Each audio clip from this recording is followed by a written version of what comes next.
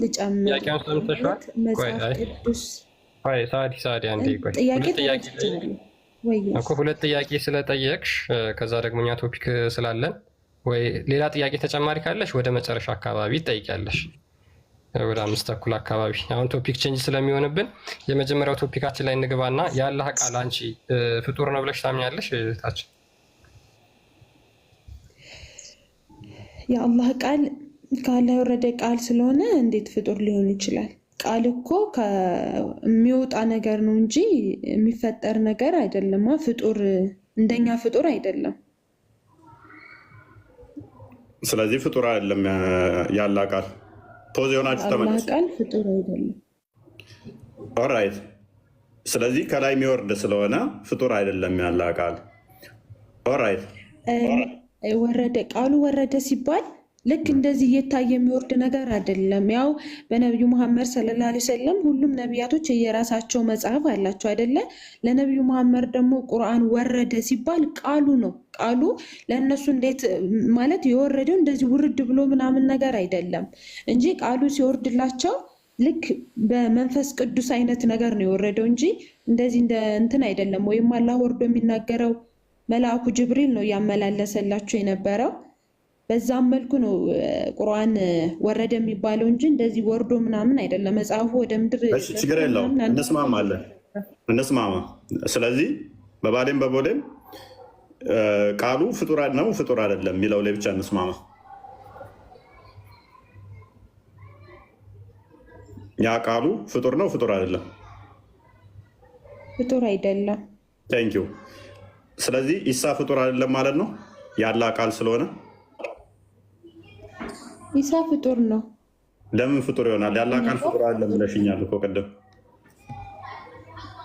ቃሉና ኢሳ ሰው ነው፣ ቁርአን ቃል ነው። ኢሳም ራሱ ቃሉ ነው ይላል።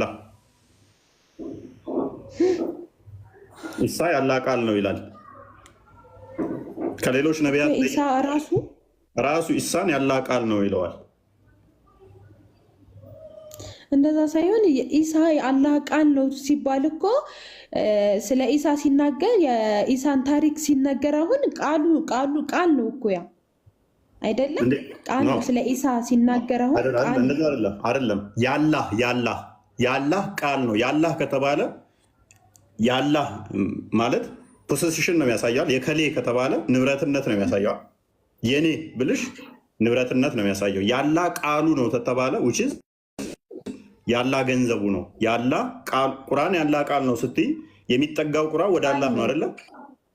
ሰው ወደ አላህ ነው የሚጠጋው። ቁርአን ወደ አላህ ስለሚጠጋ ፍጡር አይደለም ማለት። ስለዚህ ኢሳም ያላ ቃል ነው ስትይ የሚጠጋው ወደ ማን ይሆናል ማለት ነው? ወደ አላህ ኢሳ ፍጡር ነው። ኢሳ ፍጡር ነው እንጂ ቃል ሲባል ቁርአን ነው ስለ ቃል እንትን ነው። እሺ ክፍሉን እናንብበው። እሺ እንደዚህ ይላል፣ እናንተ የመጽሐፉ ሰዎች ሆይ በሃይማኖታችሁ ወሰንን አትለፉ፣ በአላህም ላይ እውነትን እንጂ አትናገሩ።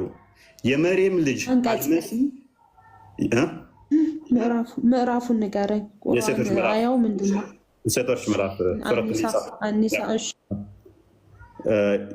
ሶሪ የቱ ጋር ነበርኩኝ? በአላህም ላይ እውነትን እንጂ አትናገሩ።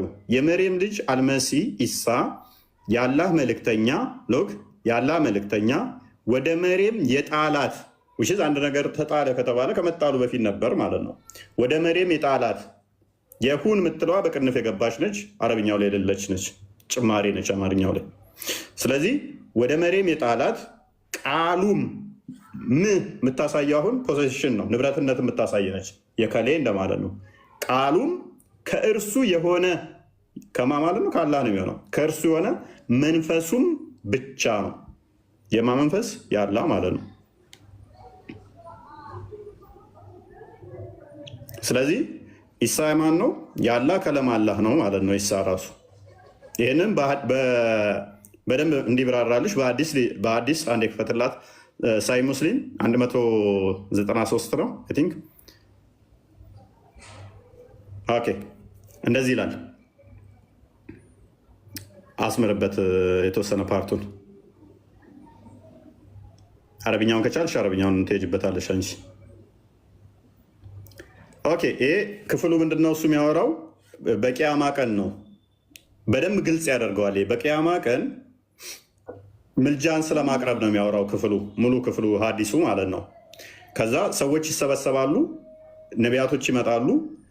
ከዛ ወደ አዳም ጋር ሄዱና አዳም አማልደን ሲሉት ኖ ከኔ ይልቅ እኔ በእኔ ምክንያት ነው ከገነት የተባረራችሁት፣ ኃጢአት ሰርቻለሁ፣ ከኔ ይልቅ ወደ ኢብራሂም ጋር ሂዱ፣ አንተ እኮ የአላህ መንፈስ እንትነ እፍ ብሎብሃል፣ በእጁ ሰርቶሃል፣ አማልደን ሲሉት ኖ ከኔ ይልቅ ኢብራሂም የአላህ ጓደኛ ነው፣ ወደ ኢብራሂም ሂዱ ይላቸዋል። ወደ ኖህ ሂዱ ይላቸዋል። ኖህ የመጀመሪያ ነቢይ ምናምን ይላቸዋል። ከኖህ ደግሞ ወደ ኢብራሂም ሂዱ ይላቸዋል። ኢብራሂም ደግሞ ወደ ሙሳ ይልካቸዋል። ሙሳ ጋር ሲመጡ አንተ ተውራትን በእጁ ጽፎ የሰጠህነ አማልደን ሲሉት ኖ ከኔ ይልቅ ወደ ኢሳ ሂዱ። ሎክ አሁን ላሳይሽ። ከየት ጀምረው መሰለሽ? ኦኬ ዩ ቤተር ጎ ቱ ጂሰስ ዘ ስፒሪት ኦፍ አላህ ኤንድ ሂዝ ወርድ። ከኔ ይልቅ ወደ ኢሳ ሂዱ፣ እሱ የአላህ መንፈሱና ቃሉም ነው ይላቸዋል ማለት ነው። ሙሴ ደግሞ ስለዚህ ከሌሎቹ ነቢያቶች እየለየው ሲመጣ ሁሉም ኃጢአታቸውን ይናገራሉ። እዚህ ክፍል ውስጥ ይሄን ሐዲስ በደንብ ካወቅሽው አይደነው ብቻ ታውቂዋለሽ አታውቂውም አላውቅም፣ ሁሉም ኃጢአት እንዳለባቸው ይናገራል። አንችልም የሚሉበት ምክንያት ኃጢአት እንዳለባቸው ይናገራሉ ሁሉም። ኢሳ ጋር ሲመጡ ግን ኢሳ ከሌሎቹ ነቢያት ለምንድን ነው የሚለየው? ኢብራሂም ለምሳሌ የአላህ ጓደኛ ተብሏል። ሙሳ ለምሳሌ ተውራት በእጁ ተጽፎ ተሰጥተዋል ተብሏል። አደም ለምሳሌ በእጁ የተሰራ ነው ተብሏል። የተለያዩ ናቸው እነኛ። አሁን ነቢያቶቹ የሚለያዩበት ነው። ኢሳ አልችልም የሚልበት ግን በኃጢአት ምክንያት አይደለም። እስቲ ወደ ሙሐመድ ሲሄድ ሙሐመድ ምንድን ነው መጪውም ያለፈውም ኃጢአት ስለተማረ አንተ አማልዳቸው ይባላል። ኢሳ ጋር ሲመጣ ከሌሎቹ ነቢያት ለምንድን ነው የተለየው? ያላ ቃሉና መንፈሱ ነው ብሎ ነው ያስቀመጠው። ሌሎቹ ኃጢአታቸውን ሲዘረዘር የኢሳ አንድ አልተጠቀሰም። ፕላስ ደግሞ ያላ ቃሉና መንፈሱ ነው የተባለው። ስለዚህ በዚህ አርጉመንት መሰረትም በራሱ ምንም ኃጢአት የሌለበት ነው የበላይ መሆን ያለበት። እንደገና ደግሞ ቃሉና መንፈሱ ብለው ደግሞ ከሌሎቹ ነቢያቶች ለይቶታል ማለት ነው። ፖይንቴን ካገኘሽኝ። እሺ ይሄንን ሐዲስ አዋቀዋለሁኝ፣ ግን ነቢዩ መሐመድ የመጨረሻ ነቢይ እንደመሆናቸው አማላጅ ናቸው። ሁሉም ነቢያቶች ከዛም በፊት ወደ ኢሳም ሲሄዱ ወደ ኢብራሂምም ሲሄዱ እኔ አልችልም እያሉ ነቢያቶች እያስተላለፉ ነቢዩ መሐመድ ሰለላሁ ዐለይሂ ወሰለም ጋር ደርሰዋል። ነቢዩ መሐመድ አማላጅ ናቸው፣ እኛ ጋር ያማልዳሉ። ነቢዩ መሐመድ የመጨረሻ ነቢይ ናቸው እና አማላጅ ናቸው። እና እዚህ ጋር አሁን እኔ መጠየቅ እንፈልገው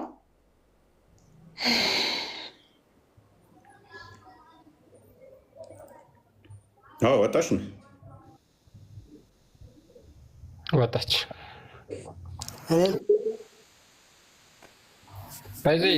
ጥያቄ አለኝ። ምንድን ነው? አንዴ ውፋይ ሰላም ነው። እዚህ ጋር ሸምሴ ሉክ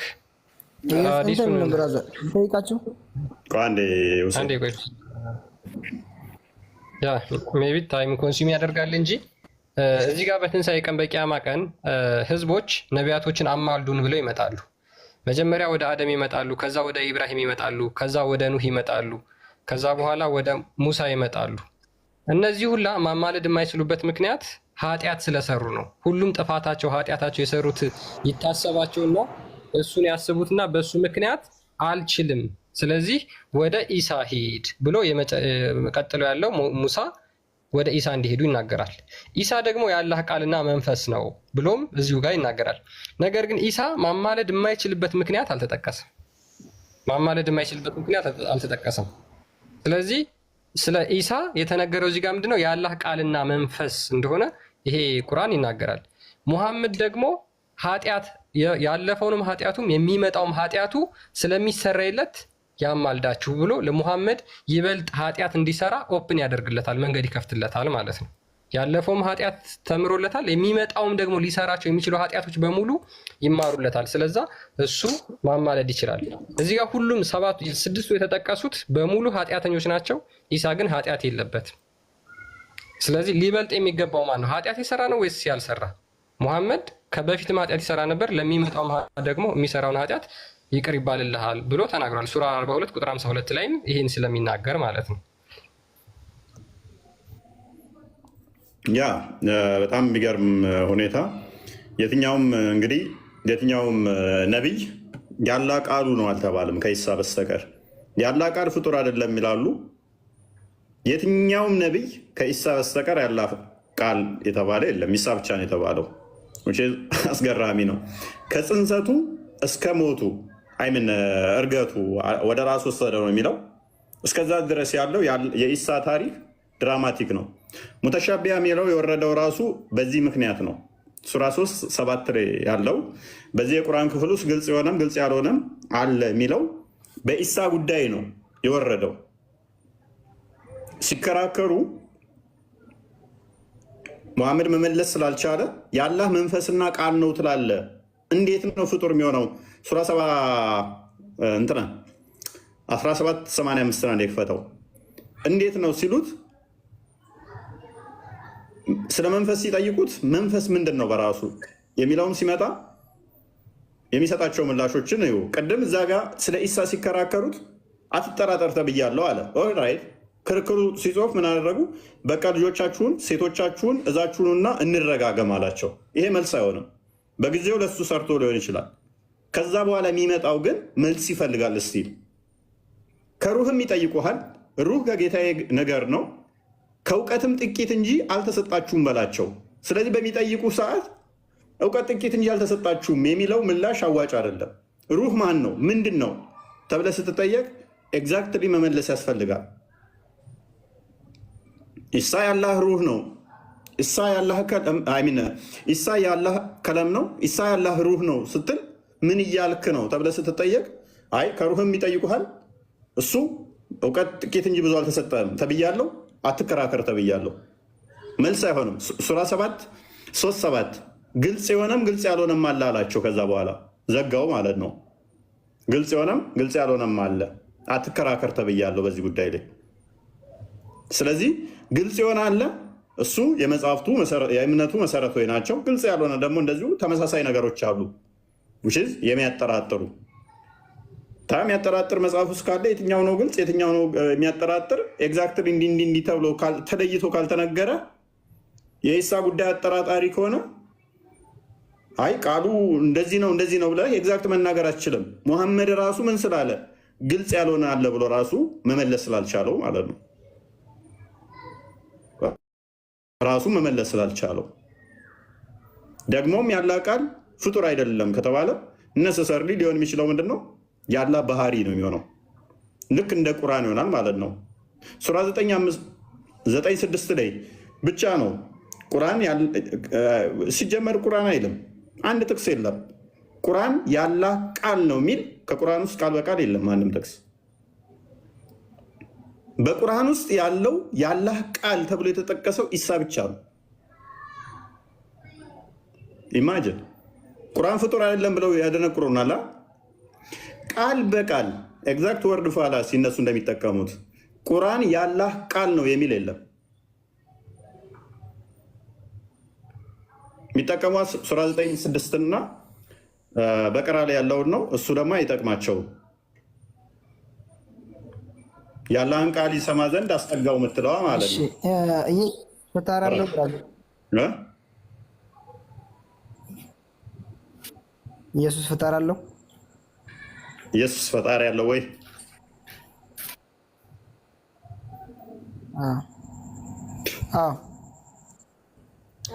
ኦልራይት ቃሉ እንዳየኸው ያላ ቃል ነው። ያላ ቃል ፈጣሪ ያለው አይደለም። አሁን እየጠየቀው እኮ ነው። እኔን እንዳትጠይቀኝ ልጠይቅህ እንጂ ያላ ቃል ፈጣሪ ያለው ወይ? እንደ እስልምና ኢሳ ራሱ ያላ ቃል ከሆነ ያላህ ቃል ፈጣሪ ያለው ቃሉን አላህ ፈጥሮ ነው የሚናገርበት ወይም ቃሉ ያላ ቃል የተፈጠረ ነው? አይ አሁን እኔ የጠየቀውን ንገረኝ እንጂ።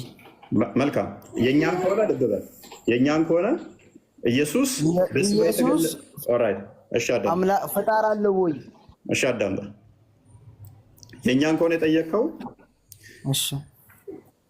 አምላካችን ቃል አለው ብለን እናምናለን። ሉክ በደንብ አስበው። ቃል አለው ያ ቃል ደግሞ አካላዊ ነው፣ መፍጠር የሚችል ነው ብለን እናምናለን። ስለዚህ ቃሉን ማን አመጣው? አንዳንድ ማን አመጣው ሳይሆን ቃሉ ራሱ አካላዊ ነው ብለን ነው የምናምነው እኛ።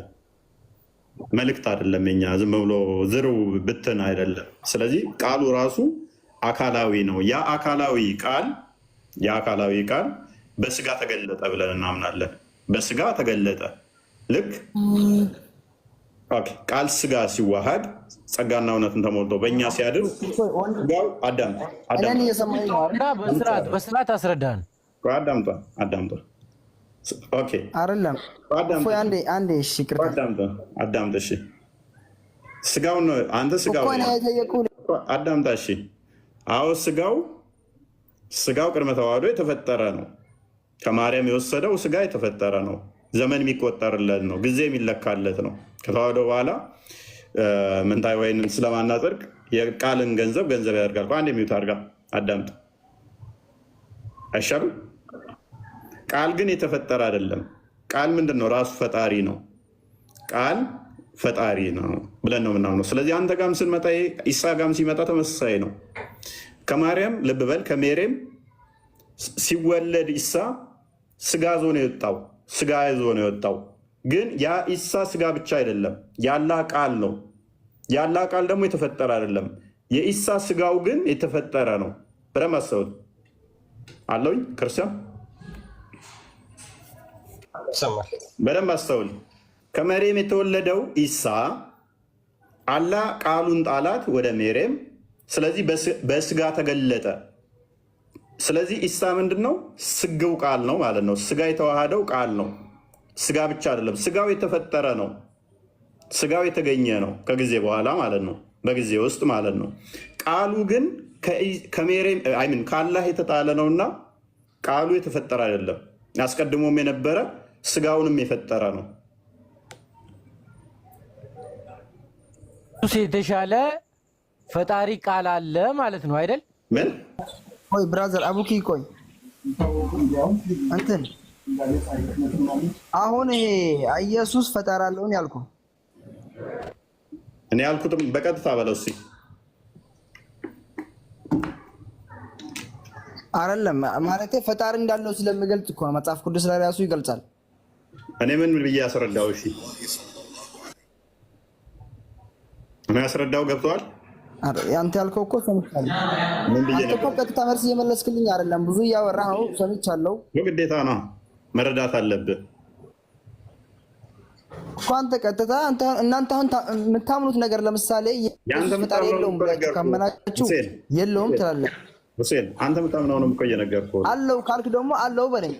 ባይሩ አሁን የምጠይቅህ ነገር እዚህ እንትን ስለማይ ነው። እፎይ እኮ ምን በስጋ ምንድን ነው? ቆይ ምን ስጋ እያልክ እኮ እንትን አልክ። እኛን አስረዳን በስትክክል በደንብ ለመረዳት እኛ እኮ አሁን አንዴ ሁሴን አዳምጥ እሺ። እፎይ ወንድም እፎይ አዳምጥ እሺ። ከኢየሱስ በፊት ቃል ነበር አይደል? እሺ ቀጥል። እሺ ሀሳብን ጨርስ። ቃል ከየት መጣ? ማን አመጣው? እንዴት መጣ? ኦልራይት እሺ ጨረስክ?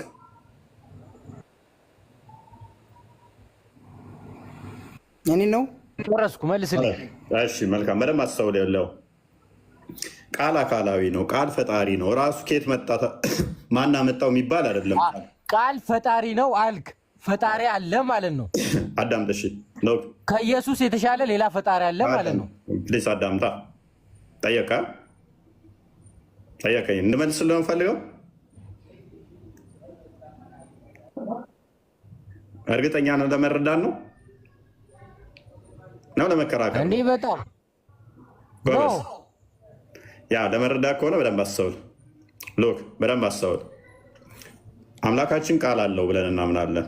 ያ ቃሉን ልጅ ብለን እንጠራዋለን፣ ወይንም ደግሞ የአብ የባህሪ ቃሉ ብለን እንጠራዋለን። ያ ቃል ፈጣሪ ነው ብለን ነው የምናምነው። እንደኔና እንዳንተ ድምፅ አይደለም። ስርዓት እያስረዳኝ አይደለም። አሁንም ምንም እየገባኝ አይደለም። በስርዓት አስረዳኝ።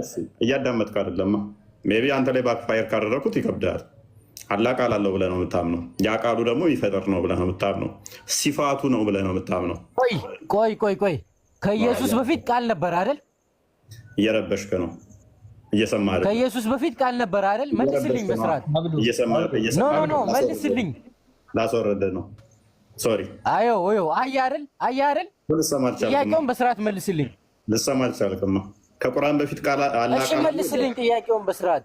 ከቁርአን በፊት አለ ቃል አለ? ኢየሱስ በፊት ቃል ነበረ ወይስ አልነበረም? ኢየሱስ ማለት ምን ማለት ነው?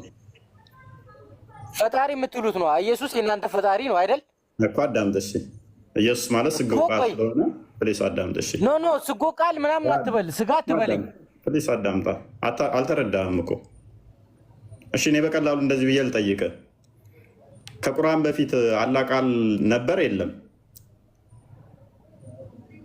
እንዴት መልሰዋለህ? እነሲ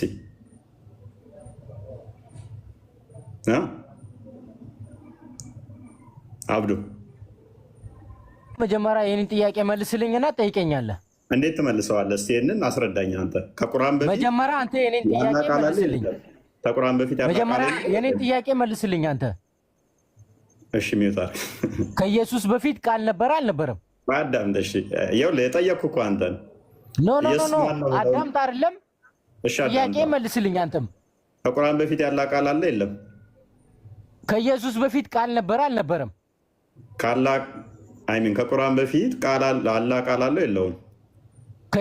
ከኢየሱስ በፊት ቃል ነበር አልነበረም? እሺ ላስረዳ። አስቀምጥ። ሚውታር ኖ ላስረዳ አይደል? አዳምጥ። ለምሳሌ ከኢየሱስ በፊት ቃል ነበር አልነበረም? መልስልህ አልፈለክም። ስለዚህ ላስረዳ፣ በቀላሉ ላስረዳ። ጥያቄው ወደኛ ስታመጣው ኢየሱስ ስግው ቃል ነው። ስግው ቃል ማለት በስጋ የተገለጠ ቃል ማለት ነው። አዳምጥ አንዴ ሚውታር ፕሊዝ።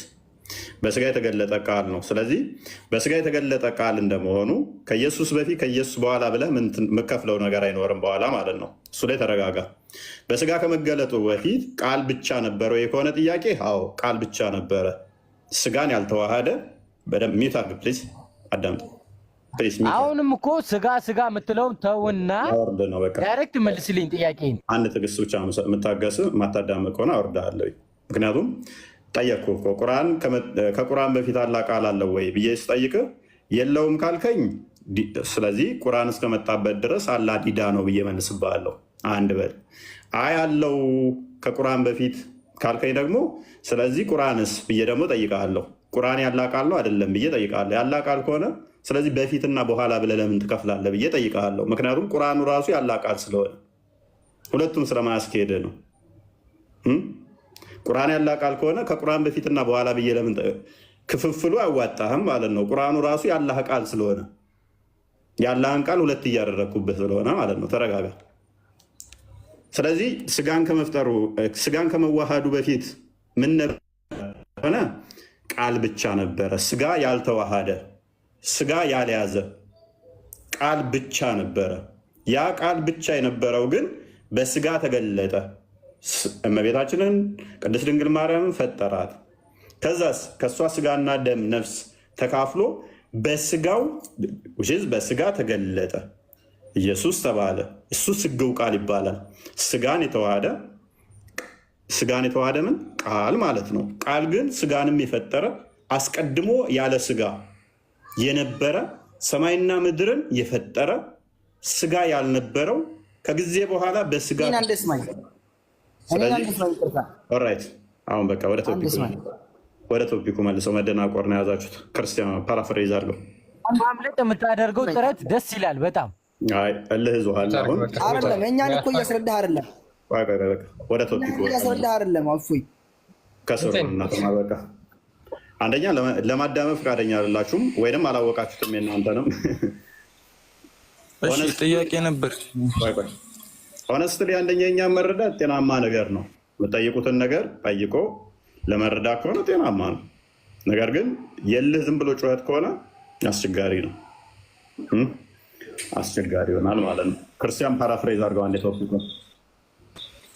ኦኬ እሺ፣ ቅድም ባለው ጥያቄ አለ ቢቢ አንዴ ባባ ነው አንዴ የአላህ ሩህ ምንድን ነው ቢቢ?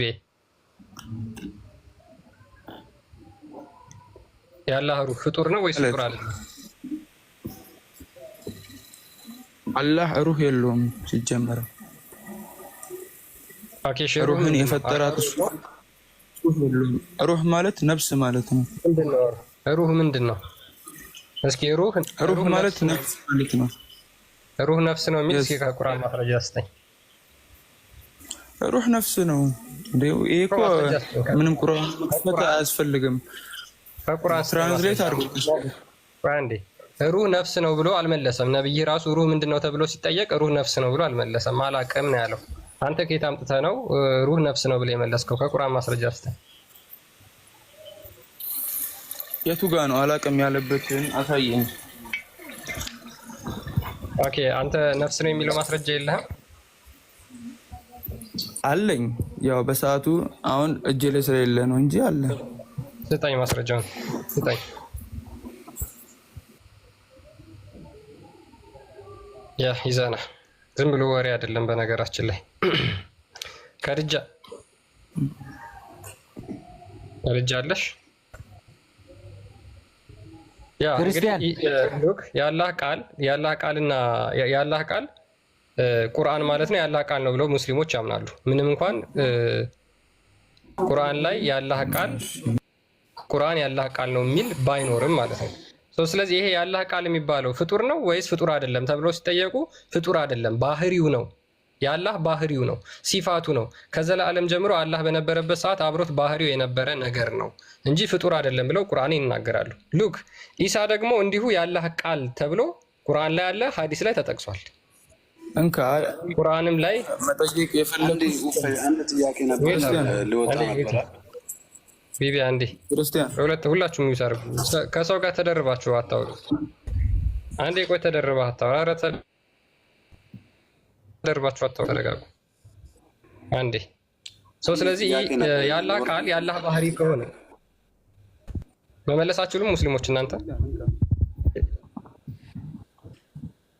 ክርስቲያን በምሴ ሚውት አድርጋ አንተ አብዱ። ኧረ እባካችሁ አትደርቡ። አንድ ጥያቄ ነበረኝ። እስኪ አንዴ 2 ደቂቃ። ለምሴ የአላህ ቃል ፍጡር ነው ወይስ ፍጡር አይደለም? የአላህ ቃል አላህ ቁርአንን አወረደው። እሱንም ለምንድን ነው ተብሎ ከተጠየቀ ይሰማላ። አላህ ቁርአንን አወረደው ለምንድን ነው ያወረደውም ከተባለ ኢላማው ለምንድን ነው ከተባለ ይሰማላ። ሰማላው እኔ ጋር ያቆራረጠ ነው መሰለኝ። ትሰማለህ? ቀጥል። ይሰማል።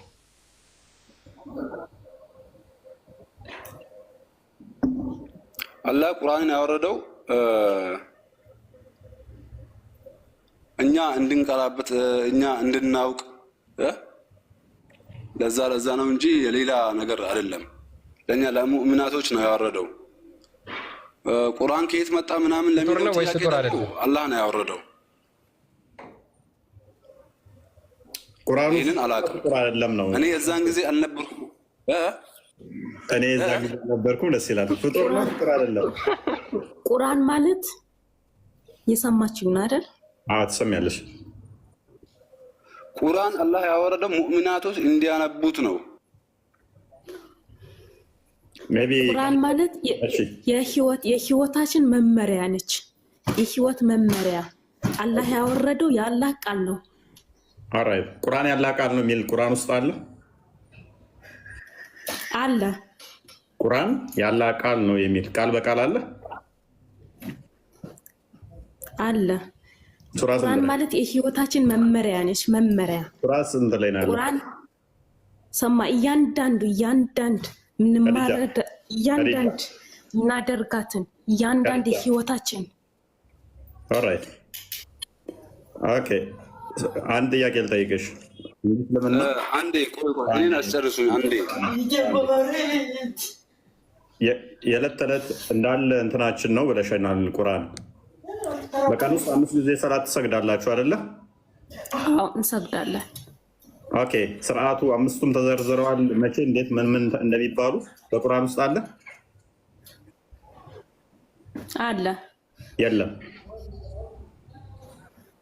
ኦራይት ተውሂድ ግዴታችሁ ነው አይደለ? በተውሂድ ማመን ግዴታችን ነው። ተውሂድ የሚል ቃል በቃል ቁርአን ውስጥ አለ? ተውሂድ ማለት መጀመሪያ ምን ማለት እንደሆነ አልተረዳኸውም አንተ። ተውሂድ የሚል ተውሂድ ምንድን ነው ትርጉሙ? መጀመሪያ ዋነስ ማለት ነው፣ ወደ አንድ ማምጣት፣ አንድነት፣ ህብረት ማድረግ ምናምን እንደማለት ነው። ኤኒዌይስ ተውሂድ የሚል ቃል ቁርአን ውስጥ አለ? የለም። እሺ በቁርአን ውስጥ ሙሐመድ የት እንደተወለደ እናቱ ማን ትሁን አባቱ ማን እንደሆነ ይታወቃል? የለም። ኦራይት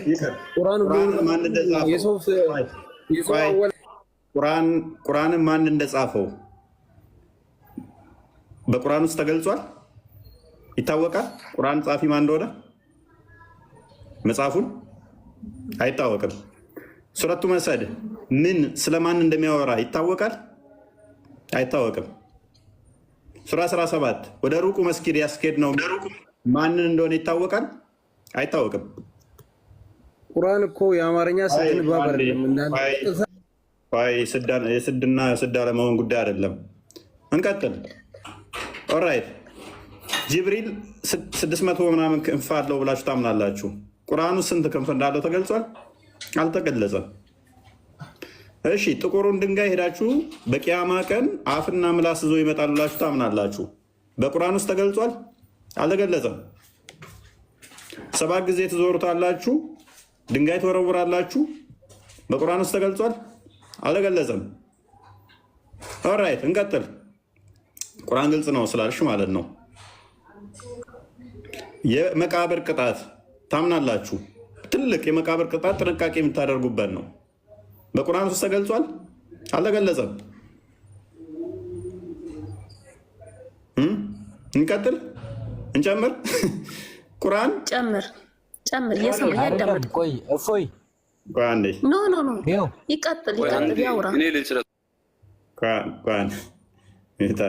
ስለዚህ ቁርአን ፕሊስ አንዴ ፕሊስ ትረብሿ። ቁርአን መቼ ተወረደ ይታወቃል? አይታወቅም። ስለዚህ ቁርአን ዝም ብሎ ብጭቅ ያለ ታሪክ ያዘ። ከዛ በኋላ በሀዲስ ትናንትና የመጡ መጽሐፍቶች መዓት ተጻፉና ያንን ተጠጋገነ ማለት ነው። ከዛ በአረብኛ የሆነ ነገር ያመጣሉ ውሳዞቻችሁ፣ ይኸው ተመለሰ ይላሉ። ማያውቁ ሰዎችን ይደልሉበታል፣ ይሸውዱበታል። ስለ ቁርአን ስለ እስልምናችሁ መሰረታዊ አስተምሮ ግን ምንም አይነት ማስረጃ የለው።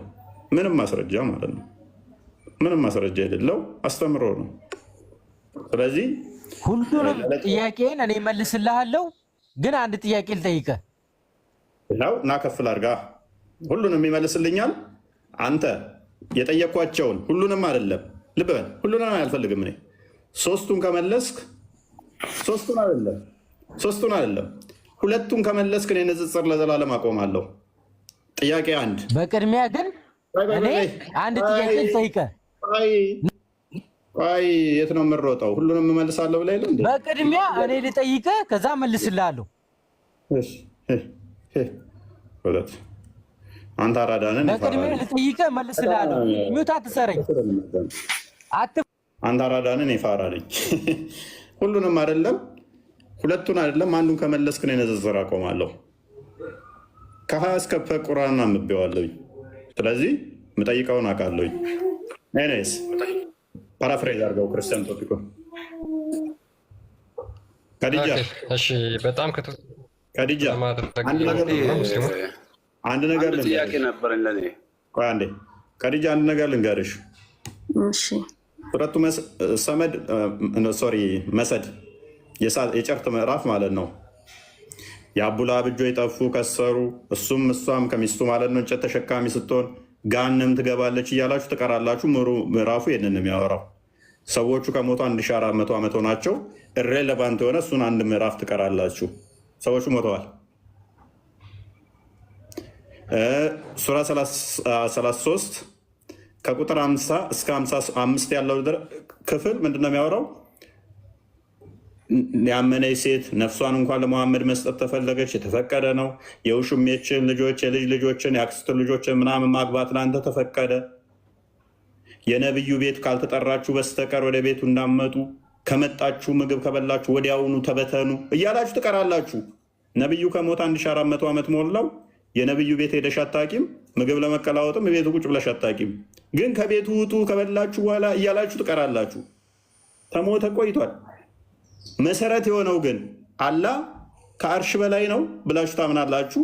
ከሌሊቱ 1/3 ይወርዳል ብላችሁ ታምናላችሁ። አንድ ጥቅስ የለም ቁርአን ላይ ከሌሊቱ 1/3 ወደ ታች ይወርዳል የሚል ቁርአን ውስጥ አንድ ጥቅስ የለም። ዶግማ የሆነው የአላህ አስተምሮ ከሌሊቱ 1/3 ወደ ታች ይመጣል የሚለው አንድ ጥቅስ ሳይኖር የሙሐመድ ቤት ውስጥ ሳትጠሩ እንዳትቀመጡ ምግብ ከበላችሁ በኋላ ወዲያውኑ ተበተኑ የሚል ግን በየቀኑ ትቀራላችሁ።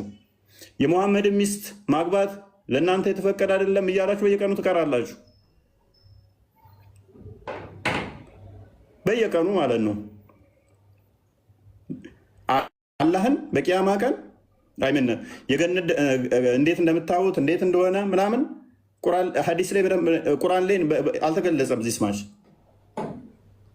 ግን ከቤቱ ውጡ ምግብ ከበላችሁ በኋላ ተበተኑ የሚል አለ። አትቀመጡ፣ ለወግ የምትጫወቱ ሆናችሁ አትቀመጡ። እቃ መዋስ ከፈለጋችሁ ሚስቶቹን ከመጋረጃ ኋላ እንጂ ፊት እንዳመጡ የሚል አለ። የነቢዩ ሚስቶች ከሞቱ 1400 ዓመት አለፋቸው። ምንም አይጠቅም። እሱን ትቀሩታላችኋል። ምንም አይጠቅም ማለት ነው። ጠይህ የተጠላ ነው፣ ዘሩም የተቆረጠ ነው። ሱረት ከውሰር የወረደው ለምሳሌ ሙሐመድ ዘር የለውም ስላሉት ነው። ሰዎቹ ከሞቱ እንደዛ ያሉት ቆይተዋል። ሙሉ ምዕራፉን አሁን ትቀራላችሁ እናንተ። ምንም አይጠቅም ማለት ነው። ምንም ሬሌቫንት የሆነ መሰረታዊ ስላላ ጉዳይ ሲሆን ግን መልስ የለም። ተውሂድ በሶስት ይከፈላል። ተውሂድ አልአስማኡል ሲፋት፣ ተውሂድ አልሩቢያ፣ ተውሂድ አልኡሉሂያ ብለው ይከፍሉታል። ቁርአን ውስጥ አንድ ጥቅስ የለም ስለዚህ ጉዳይ የሚያወራ። ሚስትን በሚስት ቦታ መለወጥ ከፈለክ ለምትለወጠው ሴት ገንዘብ ስጣት። ሱራ 4:20 ላይ ማለት ነው። ሴቶች ማመጻቸው ምፈራቸውን ገስጻቸው፣ በመኝታ ተለያቸው፣ ምታቸው የሚል ግን አለ። ስላላ ግን የለም። ስለ ተውሂድ የለም። ሴትን ስለመምታትና ሚስት መለወጥ ግን ተጽፏል። ሴቶቻችሁ እርሻችሁ ናቸው፣ እርሻችሁን በፈለጋችሁበት ሁኔታ ድረሱ። እንዴት ማረስ እንዳለበት ሴት ተገልጿል። ነገር ግን በቁርአን ውስጥ ግን የመቃብር ቅጣት ይጠብቀናል ብለው ሽንት ከነካን እንኳን ጨርቃችንን በመቃብር ውስጥ በመዶሻ እንቀጠቀጣለን ብለው ያምናሉ። ግን አንድ ጥቅስ የለም ቁርአን ውስጥ። ሐጅ ለማድረግ ስንት ብር ከፍለው ካባ ደርሰው ይመጣሉ። በቂያማ ቀን ካባው ድንጋዩ ጥቁሩ ድንጋይ ማለት ነው ከገነት የወረደ ነው ብለው ያምናሉ። አንድ ጥቅስ የለም። አይንና ምላስ ይዞ ይመጣል የሚል ማለት ነው። እንደዛ ብለው ግን ያምናሉ። ይመሰክርና ሸፋ ይሆነናል ብለው ያምናሉ። አንድ ጥቅስ የለም። ሴት ልጅ እንዴት ማረስ ግን ተጠቅሷል። መሰረታዊ ነገሮች አንድ ጥቅስ የሉም። ስለዚህ አስቸጋሪ ነው። ቁርአን ደግፎ ያቆመው መቼ ነው? ትናንትና የመጡ ሰዎች የጻፉት ነው። ተረት ተረት ነው የምንለው ከምን አንጻር ነው? ብጥስ ብጥስ ያለ ታሪክ ይዟል። ከዛ በኋላ ትናንትና የመጡ ጥያቄ ሲጠየቁ የሆነ ጽሑፍ ይጽፋሉ። ጥያቄ ሲጠየቁ ነቢያችን ብሏል እያሉ ዝም ብለው ይጽፋሉ። ጽፈው ጠግነው አስቀመጡት ማለት ነው። እና አስቸጋሪ ነው። ይነስ ክርስቲያን ቀጠል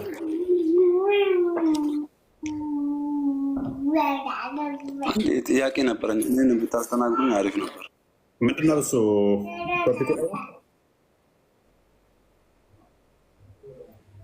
እኔ አንድ ጥያቄ ያለኝ በክርስቲያኖች በኩል ነው።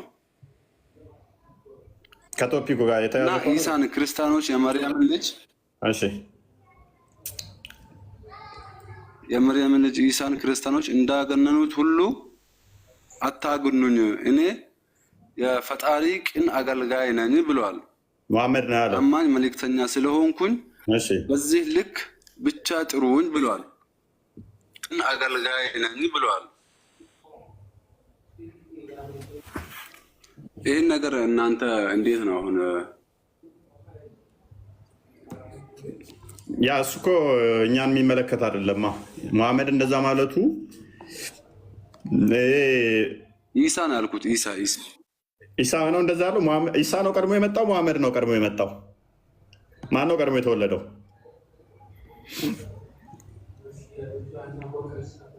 ነው እኔ ፖይንቱን ያላገኘሁት። አይ ልክ አይደለም እሱ ትክክል እኮ አይደለም ሸምሴ። ሙሐመድ እኮ ነው እንደዛ ያለው። ሙሐመድ እኮ ከኢሳ በኋላ የመጣ ነው። እፎይ አንድ ጥያቄ ልጠይቅህ። ቆይ ሸምሴ ይጨርስ። ሸምሴ ሚዩት ነህ እያወራ ከሆነ። እሺ አልገባኝም ጥያቄ ሜይ ቢ ግልጽ አድርግልኝ።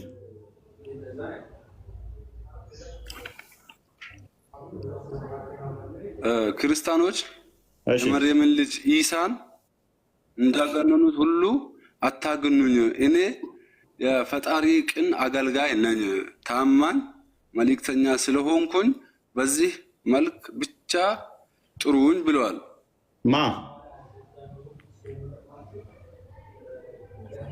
ኢሳ ለማን ነው እንደዛ ያለው?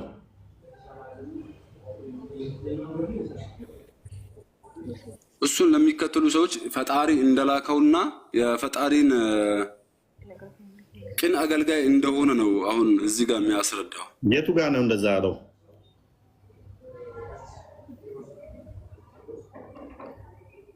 እንደዛ ብለዋል። አስፈላጊም ከሆነ አላለም። ላሳይክም ይችላለሁ። ትንሽ ደቂቃ ሊሰጥን ትችላለህ እንጂ አላለም። ደቂቃ ሳይሆን 1 ዓመት ትታገሳለሁ ብለዋል። 1 ዓመት አይደለም 1000 ዓመት ከኖርን እታገሳለሁ። አታመጣም። አታመጣውም። ካመጣው እሺ ካመጣው ለዘላለም እኔ ንጽጽር አቆማለሁ። እስከምሞት ድረስ በጭንቅላት ተተክዬ እቀራለሁ። ኢሳ እንደዛ አለበትን አይምን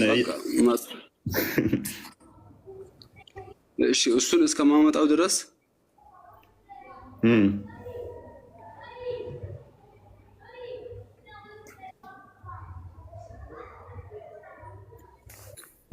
የፈለግከው ጊዜ ታገሳለህ። አታመጣም። እሱ መስጊድ ላይ የሚነግሯችሁ ተረት ተረት ነው። ክርስቲያን ፓራፍሬዝ አድርገው። አይ መስጊድ ላይ ሲሆን አለ ችግር ይሄ የለውም። ነገር እንዴት እንደዛ ሊሆን ይችላል?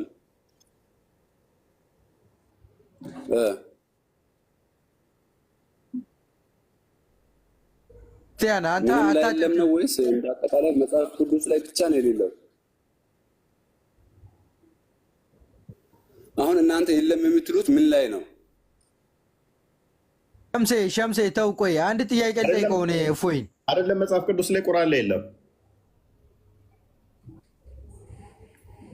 እሺ እፎይ እኔ አንድ ጥያቄ ልጠይቅ አንተን። ቀጥል።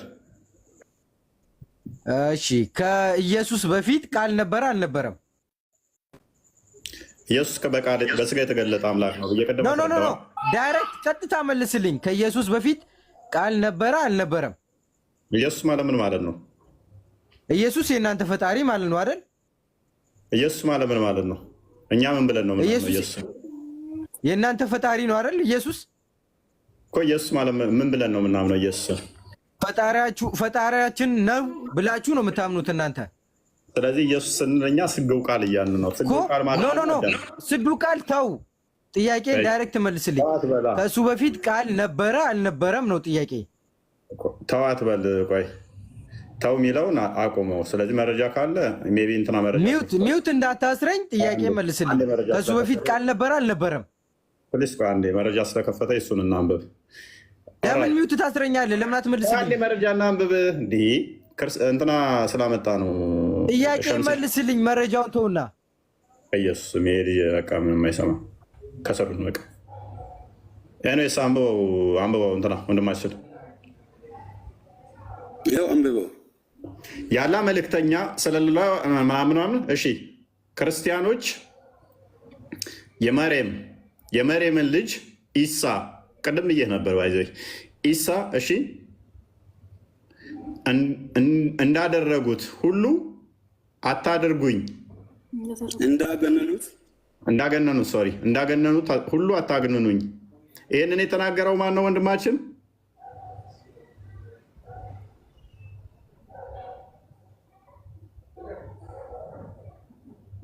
ሸምሴ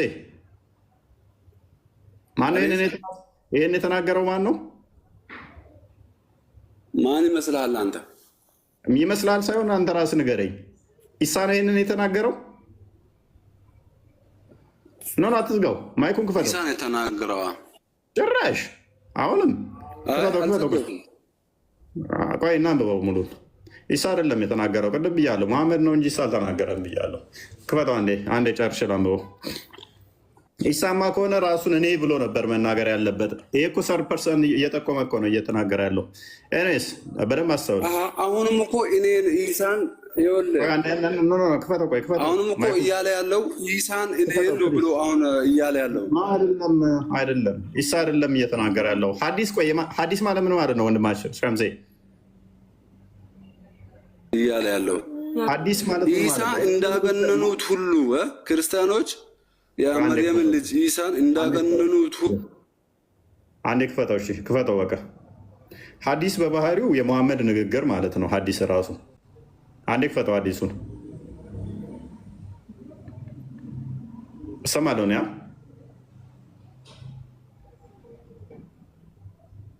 እሰማለሁ ነው እሰማለሁ ወይ ምንድን ነው የምትይው? ቃል ይሄ ነገር እንዴት ነው ኢሳ ነው የሚተናገረው ብለሽ ታምኛለሽ አንቺ? ሙሐመድ ናቸው ኢሳ እንዴት ተናገረ የሚናገሩት። እዚህ እንደምታነበው ረሱል ሰለላሁ ዐለይሂ ወሰለም ብሎ እኮ አስቀምጦልሃል። ከመጀመሪያው የአላህ መልእክተኛ ይክፈተውና እንደገና አንብበው እና ሙሐመድ ነው የተናገረው ይሄን ነገር። ሸምሴ አንዴ ክፈተው።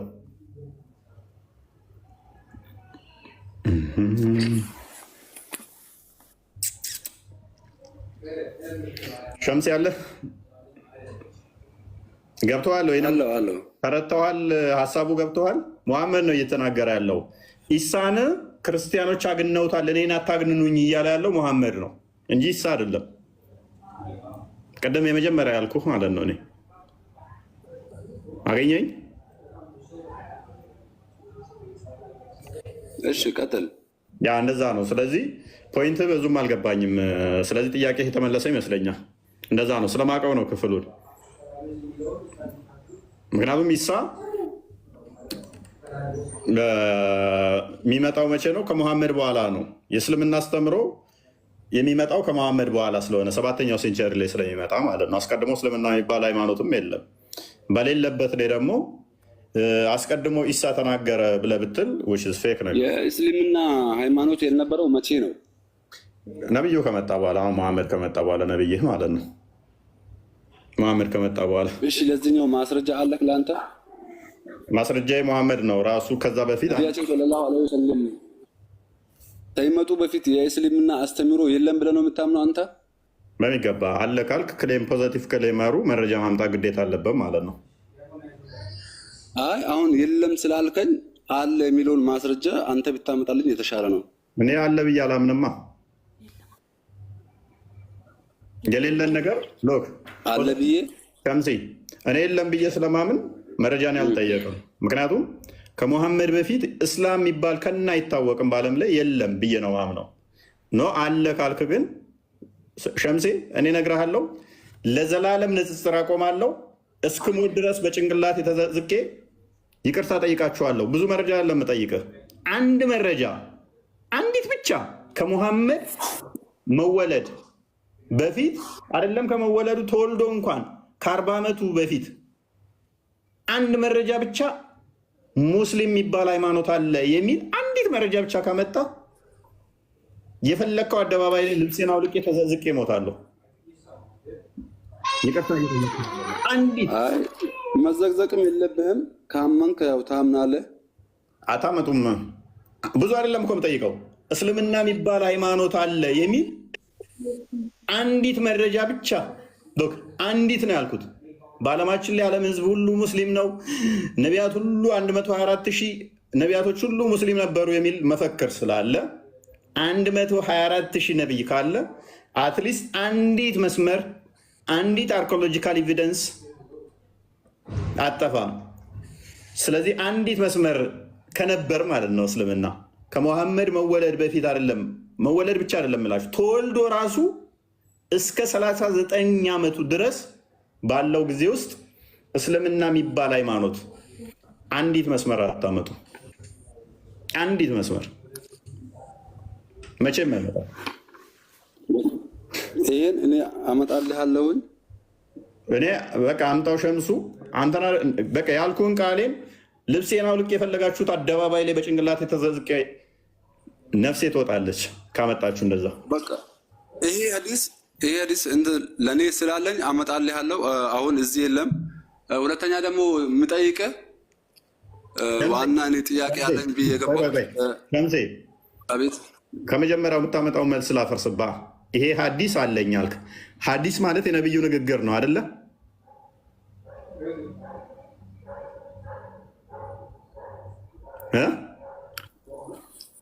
ይሰማሃል? ቆይ አንዴ እኔን አስጨርሰኝ። እንዳስጨርሰ እነዳለው ሐዲሱን አልከኝ። ሐዲስ ማለት የነብዩ ሱና ወይንም ንግግር ነው አይደለ? ሐዲስ ውስጥ ያሉት ነብዩ የራሳቸው ንግግር የነብይህ ንግግርና የሳባዎቹ ንግግር ነው። እሺ ነው አይደለ? አንድ ጥያቄ ልጠይቅህ። አንዴ ከልጃ ሸምሴ ጨርስ። ሐዲስ ማለት እናንተ መጽሐፍ ቅዱስ ላይ ቆይ አንዴ ሸምሴ እንግባባ አንዴ። ጥሩ ጸባይም ስላለ እሺ። ሐዲስ ማለት የነብዩ አስተምሮቶችን የያዘ ንግግር ነው አይደል? መጽሐፍ ጽሑፍ ነው አይደለም? የነብዩ ንግግር ናቸው አይደል? የፈጣሪ ምንም የአላህን ምንም ሳያካትት ያካት ያላህንም ግን በነብዩ የመጣ ማለት ቁርአን በነብዩ የተነገረ ማለት ነው አይደለ? በመሐመድ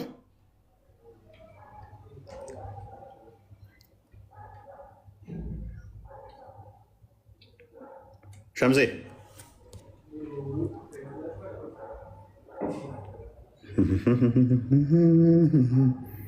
ይሰማል? ሸምሴ ሉክ ሐዲስ ማለት የነብዩ ንግግር ነው። ነብዩ ያስተማራቸው ናቸው። የጠየቅነው መረጃ ምንድን ነው? ከመሐመድ ነቢይ ከመሆኑ 1 ዓመት እንኳን ቀደም ብሎ እስልምና የሚባል ሃይማኖት ከሌ ሰመድ የሚባለው ነቢይ ሙስሊም የሚባል ሃይማኖት ተከታይ ነው የሚል አንዲት መረጃ ነው የጠየቅነው። አንዲት አይመጣም፣ የለም። ከሐዲስ ቃሉን ግን ከነብዩ ንግግር ማለት ነው። ዊችዝ ነብዩ ነቢይ ከሆነ በኋላ ፖዘቲቭ ክሌም ያደረጋቸው ማለት ነው። ከሌ የሚባለው ነብይ ነው። ከሌ የሚባለው አሁን ደምሳሽ እንዳደረገው ማለት ነው። መጣና አሁን ደምሳሽ ምን አለ? መሐመድም የፍቅር ሲዝም ተከታይ ነው። ኢሳም ፍቅር ሲዝም ተከታይ ነው። ሙሳም የፍቅር ሲዝም እምነት ተከታይ ነው። ኢብራሂምም የፍቅር ሲዝም እምነት ተከታይ ነው አለ። አይደለም ስትሉት ይኸው ብሎ ማስረጃ ከምን ውስጥ ያመጣላቸዋል? ከራሱ መጽሐፍ ውስጥ። ይሄማ አንተ የጻፍከው ነው። እኔ ከራሴ አልናገርም አምላኬ ነግሮኝ ነው እንጂ ይላል። ነው አንተ ውሸትህን ነው ስትል መገለጫ ያመጣል። ምን የሚል ውሸታም ነው ያሉ ሰዎች ውሸታም ናቸው የሚል መገለጫ ያመጣና ይኸው እናንተ ናችሁ ውሸታም ብሏል አምላኬ። ልክ መሐመድ እንዳደረገው ማለት ነው። ደምሳሽ ያለው እውነት ለመሆን ምን ሆን አለበት? ከደምሳሽ ቀደም ብሎ ሙሐመድ የደምሳሽን እምነት ይከተላሉ የሚል ማስረጃ ማምጣት ግድ ይለዋል ማለት ነው። ከሌለ ግን ፎልስ ይሆናል ኤቭሪቲንግ። ከድጃ ውዴ እንዴት ነሽ? ገብቶሻል አንቺ? አንድ ጥያቄ ልጠይቅህ። ጠየቅሽ ጨረሽ። አንድ ጥያቄ ልጠይቅህ ስትይ ራሱ ጥያቄ ነው። ተበላሽ። ከፈቀድኩልሽም ጠየቅሽ ማለት ነው፣ ጨረሹ። ከከለከልኩሽም ጨረሽ ማለት ነው። አንድ ጥያቄ ልጠይቅ የሚለው ራሱ ጥያቄ ስለሆነ ክርስትና እናንተ ልጅ ከተወለደ በኋላ ከ40 ቀን በኋላ ክርስትና የሚነሳው ለምንድን ነው? ልጁ ሙስሊም ሆኖ ስለሚፈጠር መሰለኝ። ማን ያለሽ? እና ለምንድን ነው ክርስትና ብላችሁ ክርስትና የሚነሳው? ይሄን አስረዳኝ። ይሄ መረዳት እፈልጋለሁ። ማለት ይሄን ያልኩበት ምክንያት ከሙስሊሞች ከነቢያችን ሰለላሁ ዐለይሂ ወሰለም ከሳቸው በኋላ ከዛ በኋላ ነው እስልምና የመጣው ባልከው ምክንያት ነው። እና ይህን መልስ መልስልኝ። ኦራይት። እስልምና ቆሻሻ ነው ብለሽ ታምኛለሽ? ማለት ቆሻሻ ነው ብለሽ ታምኛለሽ? ጥያቄ ነው።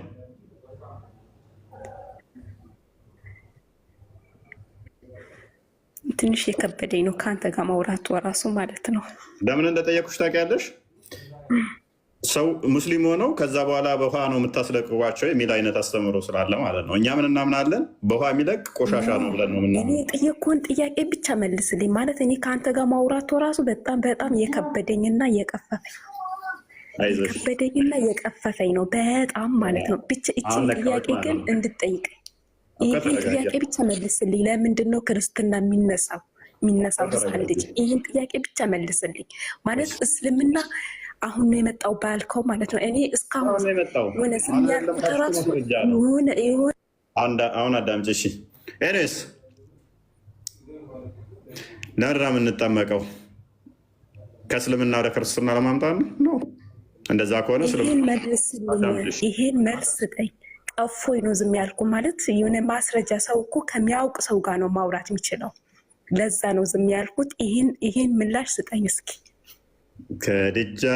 ይሄን ብቻ መልስልኝ። ከድጃ ተቆጣች። ከድጃ ዋሄዲ በጣም የቀፈፈኝ የምታወራ ሁላ ውሸት። ቀፎኛል። ይሄን ተረጋጊ በቃ። የመሐመድ የመጀመሪያ ሚስቱ ከድጃ ትባላለች። እሱ በ25 ዓመቱ እሷ በ40 ዓመት ነው ያገባት።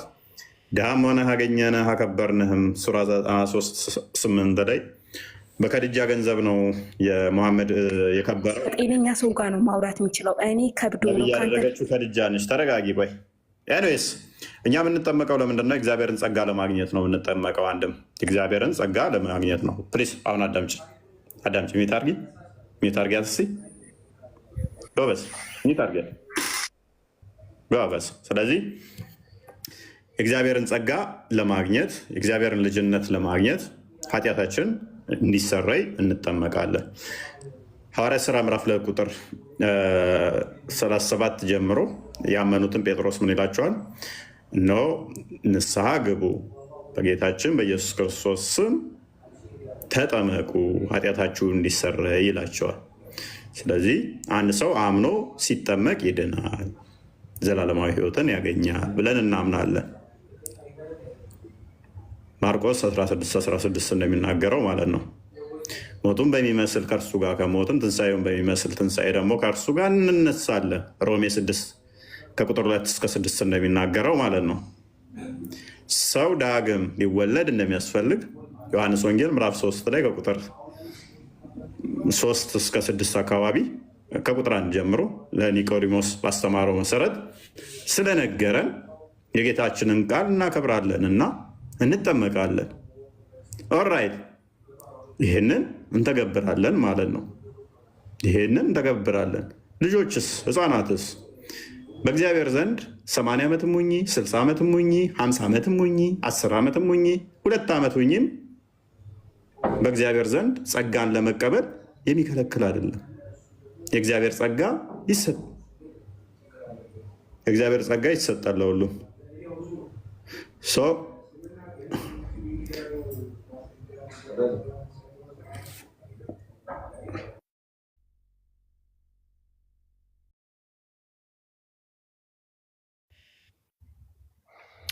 ኦኬ እሺ፣ ከድጃ እኔ ልበልልሽ እና ከዛ በኋላ ግን ወደ አንቺ እቀጥላለሁ።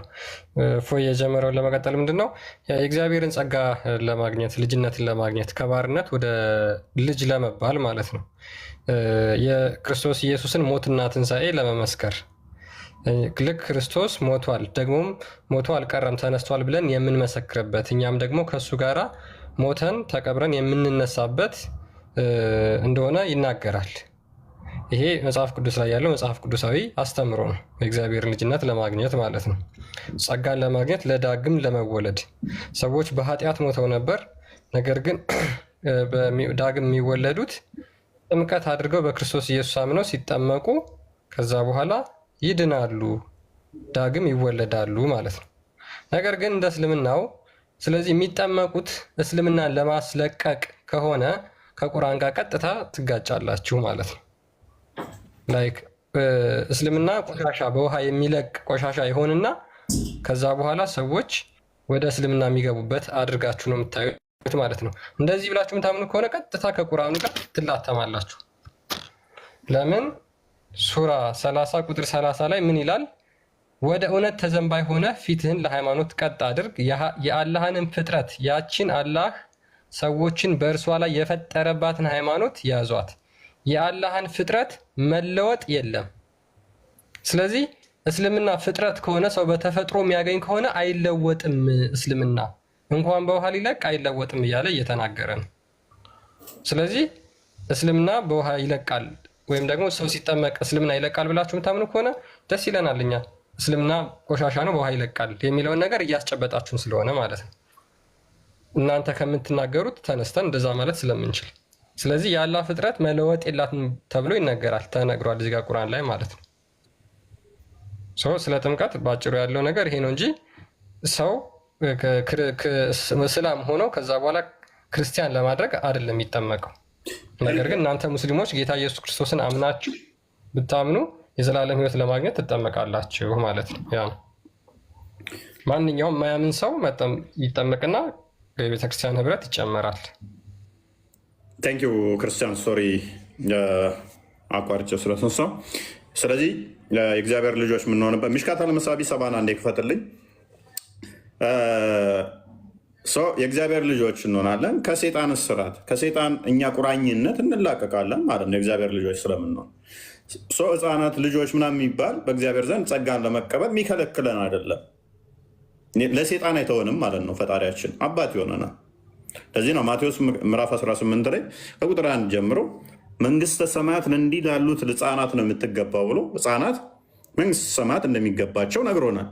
ህፃናት ወደ እኔ ይመጡ ዘንድ አከልክሏቸው ብሎናልና ህፃናት ወደ እግዚአብሔር እንዲገቡ እንዲያገኙ መንግስቱን አብረውን እንዲካፈሉ ህብረት ማድረግ ስላለባቸው እናሳትፋቸዋለን ማለት ነው። በእስልምና ውስጥ ህፃናት አላህ እንዴት ነው የሚያደርገው? ህፃናትን ገና በህፃንነታቸው በአጋንንት መለጀልጋቸዋል።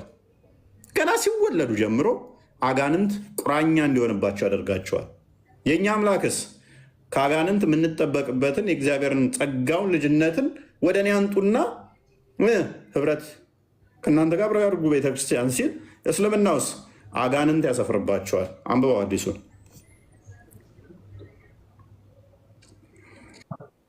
ምን ይላል? ሚሽካት አልመሳቢ 70 ላይ ቡሃሪና ሙስሊም የዘገቡት ሐዲስ ማለት ነው። አላህስ ሜሴንጀር አሴይንግ የአላህ መልእክተኛ እንደተናገሩት the crying of an infant at the moment of birth is due to a prick from the devil። ህፃናት ገና እንደተወለዱ የሚያለቅሱበት ምክንያት ሰይጣን ስለሚቆነጥጣቸው ነው። ስለዚህ የሙስሊም ልጆች ገና ሲወለዱ ገና ከእናታቸው ማህፀን ሲወጡ ህፃናት ይቆነጥጣቸዋል።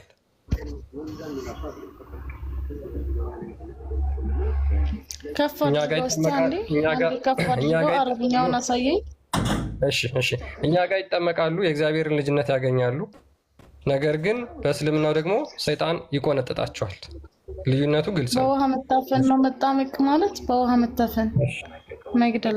ኦኬ አና ረዲየላሁ ዐንሁ ቃለ ረሱሉላህ ሰለላሁ ዐለይሂ ወሰለም ሲያህ المولود حين يقع نزعة من الشيطان። የሰይጣን ቁንጥጭና ነው። እርግጥ ምንድን ነው የሚለው እህታችን? አንቺ አረብኛሽ በጣም ነው የሚያምረው። ቢንት ነች እንዳነበበችው ኢስላም ግን ደግሞ ማለት ነው አለው ትርጉም አለው። ሰይጣን ምን ያደርጋቸዋል የሚለው ህፃናቶቹ ምን ያደርጋቸዋል? ሰይጣን ይቆነጥጣቸዋል። ኦልራይት ለምን የሚቆነጥጣቸው? ህፃናቶቹ ሙስሊም ናቸው ብላችኋል ነበር እንዴ? እና ቁርአን አንዴ ክፈትልኝ። ሱራ 15 ቁጥር 38 አይ ቲንክ አንዴ ክፈትልኝ። በአማኞች ላይ ሰይጣን ኃይል እና ስልጣን አለው የለውም? ከሌለው ሙስሊም አይደሉም ማለት ነው። ቆንጥጦ ካስለቀሳቸው ኃይል አለውና ስለዚህ ህፃናቶቹ ሙስሊም አይደሉም ማለት ነው። ማንም ህፃን ልጅ ከእናቱ ሆድ ሲወጣ ሙስሊም ነው ክርስቲያን ነው ብለህ ልትገምት አትችልም። ምክንያቱም ያ ሰው የራሱ ህይወት አለ። አባቱ ሙስሊም ሊሆን ይችላል እንጂ ነገ ጧት እሱ ክርስቲያን ሊሆን ይችላል። ቆይ አንድ መልሰው ክርስቲያን አንብብ ይሄንን ክፍል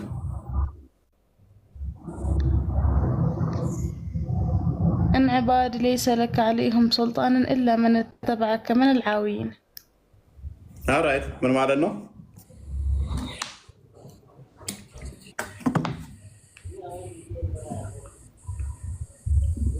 ሱራ ነኝ።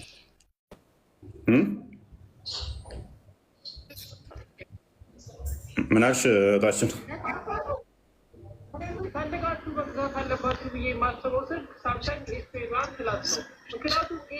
እነሆ ባሮቼ በደንብ አይታይም፣ የሆነ በዟል።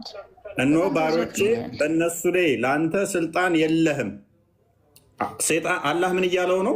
ኢብሊስን ስልጣን የለህም በባሮቼ ላይ ከጠማሞች ከተከተሉ ሰው ብቻ ሲቀር። ስለዚህ ሴጣን ኃይልና ስልጣን ያለው ሴጣንን ለተከተለ ሰው ብቻ ነው። እኔን የተከተሉን አማኝ ለሆኑት ግን ስልጣን የለህም ብሎታል። ሐዲሱ ላይ ደግሞ እንዳስነበብንሽ ምን አድርገዋቸዋል? ህፃናቶቹን ሴጣን መልጎ ያስለቅሳቸዋል አይደለም? ወጣች። አይ ላቭ ኮንፊደንሷን በመጀመሪያ አረብኛዋን በጣም ወድጀዋለሁ። ግን ምን ያደርጋል? አነበበችው፣ ሁለቱ ክለሽ ያደርጋሉ። ስለዚህ ምንድን ነው ማለት ነው? በእኔ ባመኑት ላይ ስልጣን የለህም ካለው ህፃናትን ሴጣን የሚያጫወትባቸው ከሆነ ህፃናት ሙስሊም አይደሉም ማለት ነው። አላመኑም፣ ተከታዮቹ አይደሉም። ፓራፍሬዝ አድርገው ቶፒኩን መልሰው።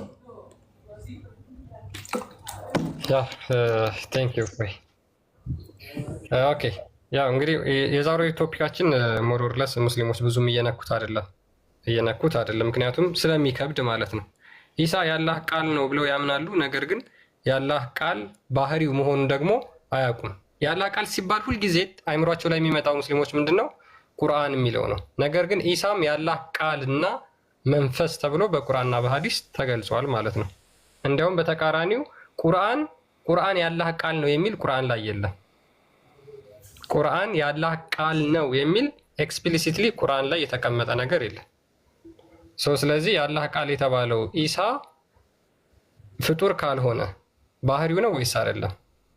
ፍጡር ካልሆነ ሉክ ዘላለማዊ ነው የሚሆነው፣ ኢተርናል ነው የሚሆነው፣ ከፍጥረት በፊት የነበረ ነው የሚሆነው። ምክንያቱም አምላክ ያለ ቃል ስለማይኖር ማለት ነው። አምላክ ያለ ቃሉ ስለማይኖር፣ ስለዚህ ኢሳ ያላህ ቃል ከሆነ ፍጡር አይደለም ማለት ነው። ሙስሊሞች በዚህ አርጊመንት የምትስማሙ ይመስለኛል።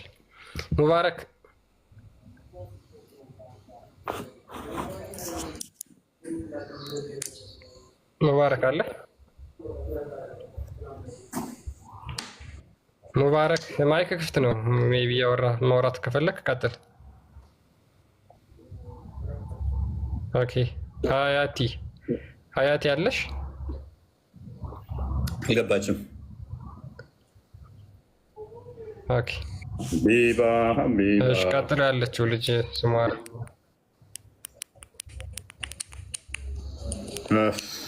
ሙባረክ ቀጥል። ማይክ ክፍት ነው። ባይዞ እየተሰማ ነው። ሙባረክ አለ። ኦኬ። ስለዚህ የአላህ ቃል ምንድን ነው? ኢሳ ምንድን ነው? ሉክ ስለ ኢሳ ከድንግል ያለ አባት የተወለደ ነው። ሉክ ፍጥረታት መጀመሪያ አዳምና ሔዋን ከተፈጠሩ ከዛ በኋላ ፍጥረታት ሰዎች ሁሉ የሚፈጠሩት ምንድነው? ከእናትና ከአባት ይገኛሉ። የሚወለዱት ከእናትና ከአባት ነው። ከዛ በኋላ ከነበረው ሴክሴሽን ከሔዋንና ከአዳም በኋላ በነበረው የአወላለድ ወይም የአወላለድ ሂደት ውስጥ ማንም ያለ አባት የተወለደ የለም። ያለ አባት ከግንኙነት ውጭ የተወለደ የለም። ይህንን ሱራ 4 ቁጥር 1 ላይ ምን ይላል? ምን ብሎ ይናገራል መሰላችሁ? እናንተ ሰዎች ሆይ ያንን ከአንዲት ነፍስ ከአዳም የፈጠራችሁ ከእርሷ መቀናጇዋን ሔዋንን የፈጠረው ከእርሱ ብዙ ወንዶችና ሴቶች የተበተኑት ጌታችሁን ፍሩ ይላል። ስለዚህ ከዛ በኋላ ወንዶችና ሴቶች የተፈጠሩት ከሔዋንና ከአዳም ነው። እየተፈጠሩ የመጡት ምንድነው? ከሔዋንና ከአዳም በግንኙነት እንደሆነ ቁርአኑን ራሱ በግልጽ ይናገራል። ኢሳ ጋር ሲመጣ ግን ያ አይሰራም። ይሄ ሩል አይሰራም። ይሄ ቁርአን አንቀጽ ኢሳ ጋር አይሰራም። ኢሳ የተወለደው ካላባት ብቻ ነው፣ ከሴት ነው ማለት ነው፣ ካላባት። ስለዚህ ይሄ ቁርአን አንቀጽ እንኳን ለኢሳ አይሰራም ማለት ነው። ለምን ያለ ወንድ መወለድ አስፈለገው? አንደኛ ለምን ያለ ወንድ መወለድ አስፈለገው? አንደኛ። ሁለተኛ ለምን የአላህ ቃልና መንፈስ ተባለ? ሁለተኛ። ሶስተኛ ለምን ሳይሞት እስካሁን ድረስ አለ? አራተኛ ለምን ድጋሚ ይመጣል? ባይዞ እነዚህ ሁሉ ለሙሐመድ አልተነገረም። ሙሐመድ ውዱ ነቢያችን ከዓለም አንደኛ ከፍጥረታት ምናምን ምናምን ብለው ይናገራሉ። ነገር ግን ለኢሳ የተነገሩትን አንዱንም ኳሊቲ ማሟላት አይችልም ሙሐመድ ማለት ነው። አንዱንም ማሟላት አይችልም። ይሄ ነገር ሁሉ የሆነው በቃ ዝም ብሎ እንደው እንደ ውሃ ደራሽ እንዲከሰት አስቦ ነው ፈጣሪ እነዚህን ሁላ ነገሮች ያደረጋቸው። ስለዚህ ወደ መጀመሪያው ቶፒካችን ስቲክ እናድርግና ለምንድን ነው ኢሳ ያላህ ቃልና መንፈስ የተባለው? ያላህ ቃልና መንፈስ ፍጡር ስላልሆነ ማለት ነው።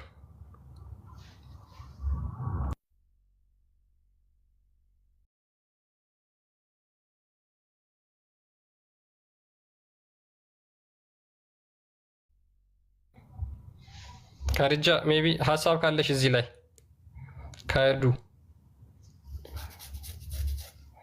ገስት እየከፈተልኝ አይደለም። እኔ ፎይ ካሉ አስገባ ሙስሊሞች። እስኪ ማይክ ዝግ ነው። ስሜታዊ ሆኜ ሳልዘጋጅ ነው የገባሁት። አጋጣሚ ነው። ከዚህ በፊት ተከታትያችሁ አይቻችሁ አላውቅም ማለት ነው። እና ድንገት ነው አጋጣሚ ቲክቶክ እንትን ስል አጋጣሚ ነው የገባሁት። እና እዚህ ጋር የሚወራው ሁላ የሆነ እቃቃ ጫወታ ነው፣ እያንዳንዱ ውሸት ያለበት። እና ተዘጋጅቼ ደግሞ ሌላ ቀን ደግሞ ተዘጋጅቼ በደንብ አድርጌ እመጣለሁ። ማለት ምንም ለህ ወይ ለየረጅውን እቃ ጫወታ የሆነ ለማውራት ራሱ ቀፎኛል። ከድጃ ሪስ ቤታችን ቁጭ ብለሽ ሪስፔክት ታደርጊናለሽ። ነውር ነው። አልተዘጋጀው አንድ ስሜታዊ ሆኜ የገባሁት እኔ አይቼው አላቅም። እዚህ ጋር የሚወራው ነገር ሁላ ወይ ሰዎቹን አታበላሽ። እያወራሽ ያለሽ እኮ ከራስ ጋር የሚጋጭ ነው። እቃቃ ጫወታ ነው ካልሽ በኋላ ሰምቼው አላቅም መረጃ ይዤ እመጣለሁኝ ሌላ ቀን ማለት ደግሞ ውሽዝ ከብዶሻል። አሁን እቃቃ ጨዋታ ከሆነ ሊከብዳሽ እያወራኸው እቃቃ ጨዋታ ነው፣ ግልባጦሽ ነው እያወራህ ያለኸው እዚህ ጋር። በቃ ፕሊስ ማለት ሰው ከጤነኛ ሰው ጋር ነው ማውራት። እኔም ከጤነኛ ሰው ጋር ነው ማውራት የምችለው። እንዴት ብዬ ከአንተ ጋር ላውራ? ኢነ ላሂ ወኢነ ኢለይሂ ራጂዑን። ምናልባት እኮ ከድጃ ጤነኛ ያልሆንሽ እኮ አንቺ ትሆኛለሽ ምናልባት። ኖ ምክንያቱም እብድ ቆይ አንዴ፣ እብድ በጤነኞች መካከል ሲሆን ራሱ ብቻ ጤነኛ ሆኖ ይታየዋል፣ ሌሎቹን ሁሉ እብድ አድርጎ ማለት ነው። ምናልባት አንቺ እንደዛ ሆኖ እንዳይሆን ራስሽን ማለት ነው። ምክንያቱም ጤነኛ ብለሽ የመከራከርና የመሳደብ የሙስሊም ባህሪ አይደለም።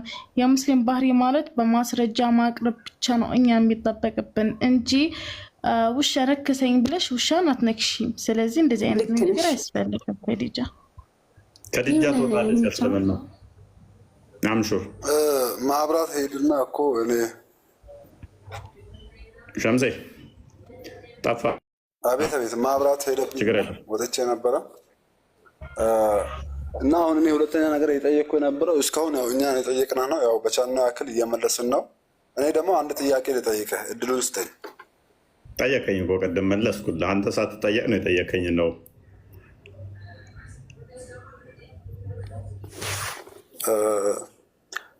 እናንተ ክርስቲያኖች ማንን ነው የምታመልኩት? እግዚአብሔርን። ከዛ ሌላስ ማለት የፈጠረን እግዚአብሔር ነው። በቃ እግዚአብሔርን ማን ነው የፈጠረው? በምን አይነት መልኩ ነው የምታመልኩት? እግዚአብሔር ማን የፈጠረው? ኢስላም። ይህን ጥያቄ ነብዩ ተጠይቆ ነበር። አላህ ማን የፈጠረው? አይደለም እግዚአብሔር። እኔ የማውቀው የኢየሱስ አባት ነው። እግዚአብሔርን የምትሉት ኢየሱስ ነው ጌታን አድርጋችሁ የምትይዙት እናንተ። ኢስላም ይህንን ጥያቄ ሱረቱ ኢኽላስን የወረደበት ምክንያት ካወሽ አላህም ማን የፈጠረው ከምንድን ነው የተሰራው ብለው ጠይቀውት ነው።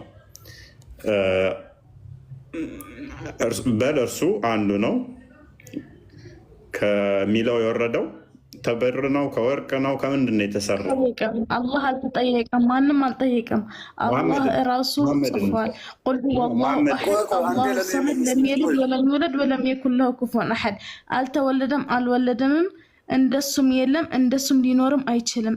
ራሱ ጽፎ ነው፣ ማንም ጠይቆት አይደለም። አትሳሳት። እዚህ ላይ ሙሐመድን እኮ ነው ያልኩሽ እህቴ። ሙሐመድ ተጠየቀ። ሙሐመድን ሲጠይቁት ይሄን ክፍል አወረደ። አላህ አንዱ ነው። ቁል አላሁ አሃድ፣ አላህ አንዱ ነው። አላሁ ሰመድ፣ እሱ ሰመድ ነው። ሰመድ ማለት ድፍን ማለት ይሆናል። ወይንም ደግሞ ሰፊሸንት የሚለውም ብቻ የተለያዩ ትርጉሞች አሉት። በዚህኛው አንድ ነገር ልንገርህ፣ አንተ ለኤክስፕሎር ለላይክ ብለክ እንደዚህ የምትሰራቸው ቪዲዮዎች መጨረሻ ማለት ነው ይታየኛል። አንተ እስልምና ላይ ወድቀህ በደንብ አላህን አፉታን እየጠየቅ ተደቀስና ሐጅ ስታደርግ ይታየኛል ብዬ ቁርአኑን ሳታብራሪ ነው የወጣሽው። ለምን ሳታብራሪ ወጣሽ? የትኛው ሱረቱል ኢኽላስ? ኖ ሱረቱ ሂጅርን ሱረት ዊሽ ሂጅር ነው የሚለው 15ኛው ሱራ ሂጅር መሰለኝ፣ እንደዛ ነው የሚባለው። ሱረቱል ሀጅር ነው ሂጅር፣ እንደዛ አካባቢ ሀጅ አይደለም ሂጅር መሰለኝ። ቁጥር 15 ምንድን ነው የሚባለው? ሂጅር። ይህንን እኔ ከፍትልሻለሁ፣ አትቸገሪ። ነይ ደግመሽ አብራሪያት እስኪ። ህፃናት ቆንጥጦሻል አንቺን? ሰይጣን ቆንጥጦሻል አንቺን? ኢስላም ስትወለጅ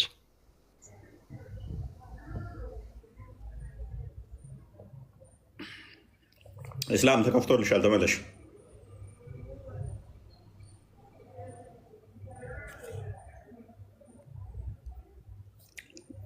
ኢስላም ወይ ተመልሻለሁ። እናንተ ጋር የቀደመው ማለት ነው። ልብ በይ። እነሆ በባሮቼ ላይ በእነሱ ላይ ለአንተ ስልጣን የለህም ከጠማሞች ከተከተለ ሰው ብቻ ሲቀር ይላል። ስለዚህ ሴጣን እንደ እስልምና አስተምሮ ጠማማን ብቻ ነው ሙስሊም ያልሆነ ማለት ነው። አልጠማማ ማለት የተከተለው ሴጣንን የተከተለ ማለት ሙስሊም ያልሆነ ማለት ነው ነው አይደለ? እንደዛ አይልም። ኦኬ ጠማሞች ማለት ሙስሊሞች ናችሁ። ስለዚህ ጠማሞች ሙስሊም ናችሁ ሴጣን ተከተሉ።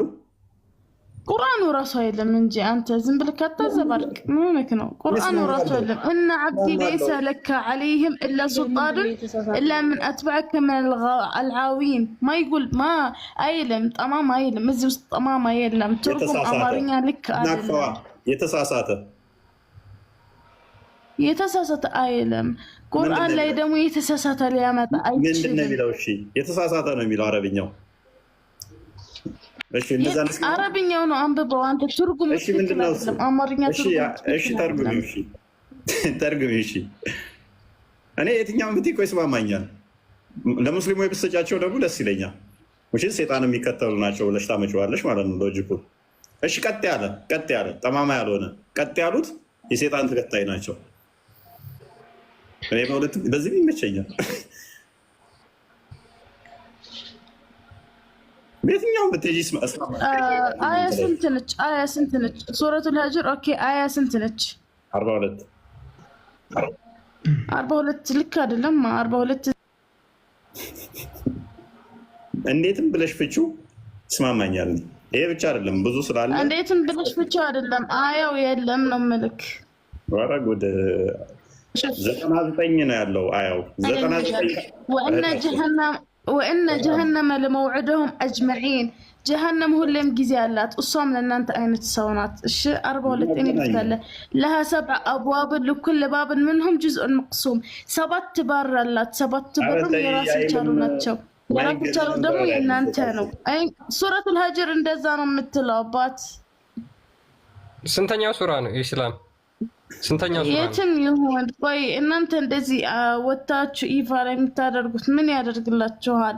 ሙስሊም የክርስቲያን ስም ሲያጠፋ በህይወታችሁ ሰምታችሁ ታውቃላችሁ? እኛ ክርስቲያን ጋር አብረን በልተን አድገን እንትን ያልነው ምን ያደርግላችኋል? ቁርአን ያጠፋል። ስማችንን ቁርአን ያጠፋል። ኢስላም ይሰድበናል። አያጠፋም። ቁርአን አያጠፋም።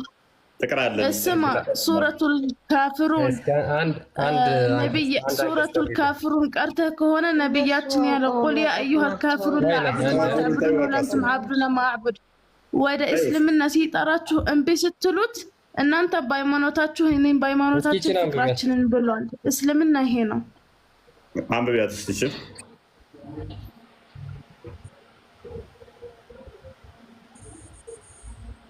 تنش أستقو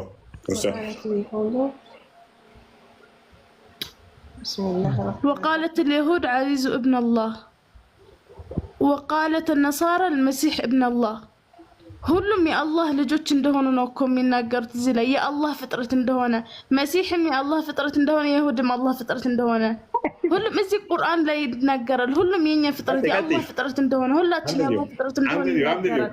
አንብቢው። ኦኬ እስቲ ትርጉሙ በአማርኛው ቆይ አንብቢና ጨርሽው። ቅድሚያ አረብኛውን ጨርሽው። አረብኛውን ማጨርሻለሁ። ትርጉሙ ግን ላውቀው ፈልጋለሁ። በእናንተ የተጻፈውን አልጨረሽውም።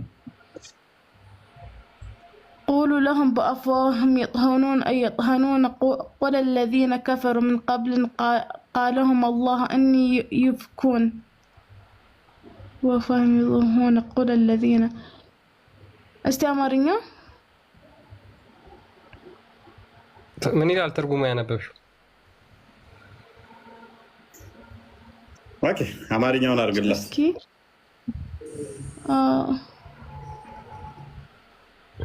ይታይሻል? አንብቢው እስኪ። አንቺ ይኸውልሽ ከፍረሻል። ኢስላም እኔ ልርዳሽ። ከዚሁ አይሁዶችም ክርስቲያኖችም ያላ ልጆች እንደሆኑ ፍጡራን እንደሆኑ ነው የሚያምነው። ቁርአኑ ያከፍራል። አንዴ ነይማ እንዴት እንደምከፍሪ ታውቂያለሽ? ቅድም ምን አልሽ ስተረጉሚው? ያላ ልጆች እንደሆኑ ነው የሚናገረው አይሁዶችና ክርስቲያኖች አልሽ። የአላህ ፍጥረት ቆይ ፍጥረት በኋላ ነው ደርበሽ ነው ያልሽው። ስለዚህ ልጆች ከሆኑ ደግሞ ሱረቱ መርየም 88 እስከ 93 ድረስ ባለው ላይ ዳራማን ልጅን ያዘ ወለደ አሉ። ይሄ ከባድ ንግግርን ተናገሩ። ከዚህ ንግግራቸው ባይቆጠቡ ሰማይ ልትቀደድ፣ ተራሮች ሊናዱ፣ ምድር ልትሰነጠቅ ትቃረባለች ለአራማን ልጅን ያዘ ወለደ ስላሉ ብሎ አላህ ይቆጣል። እንደዛ ብሎ ማለት ክፍሉ ምንድን ነው የሚለው ግን አንቺ እንዳልሽው ሳይሆን የሚለው አይሁድ ኡዘይር የአላህ ልጅ ነው አለች፣ ክርስቲያኖችም አልመሲህ የአላህ ልጅ ነው አሉ።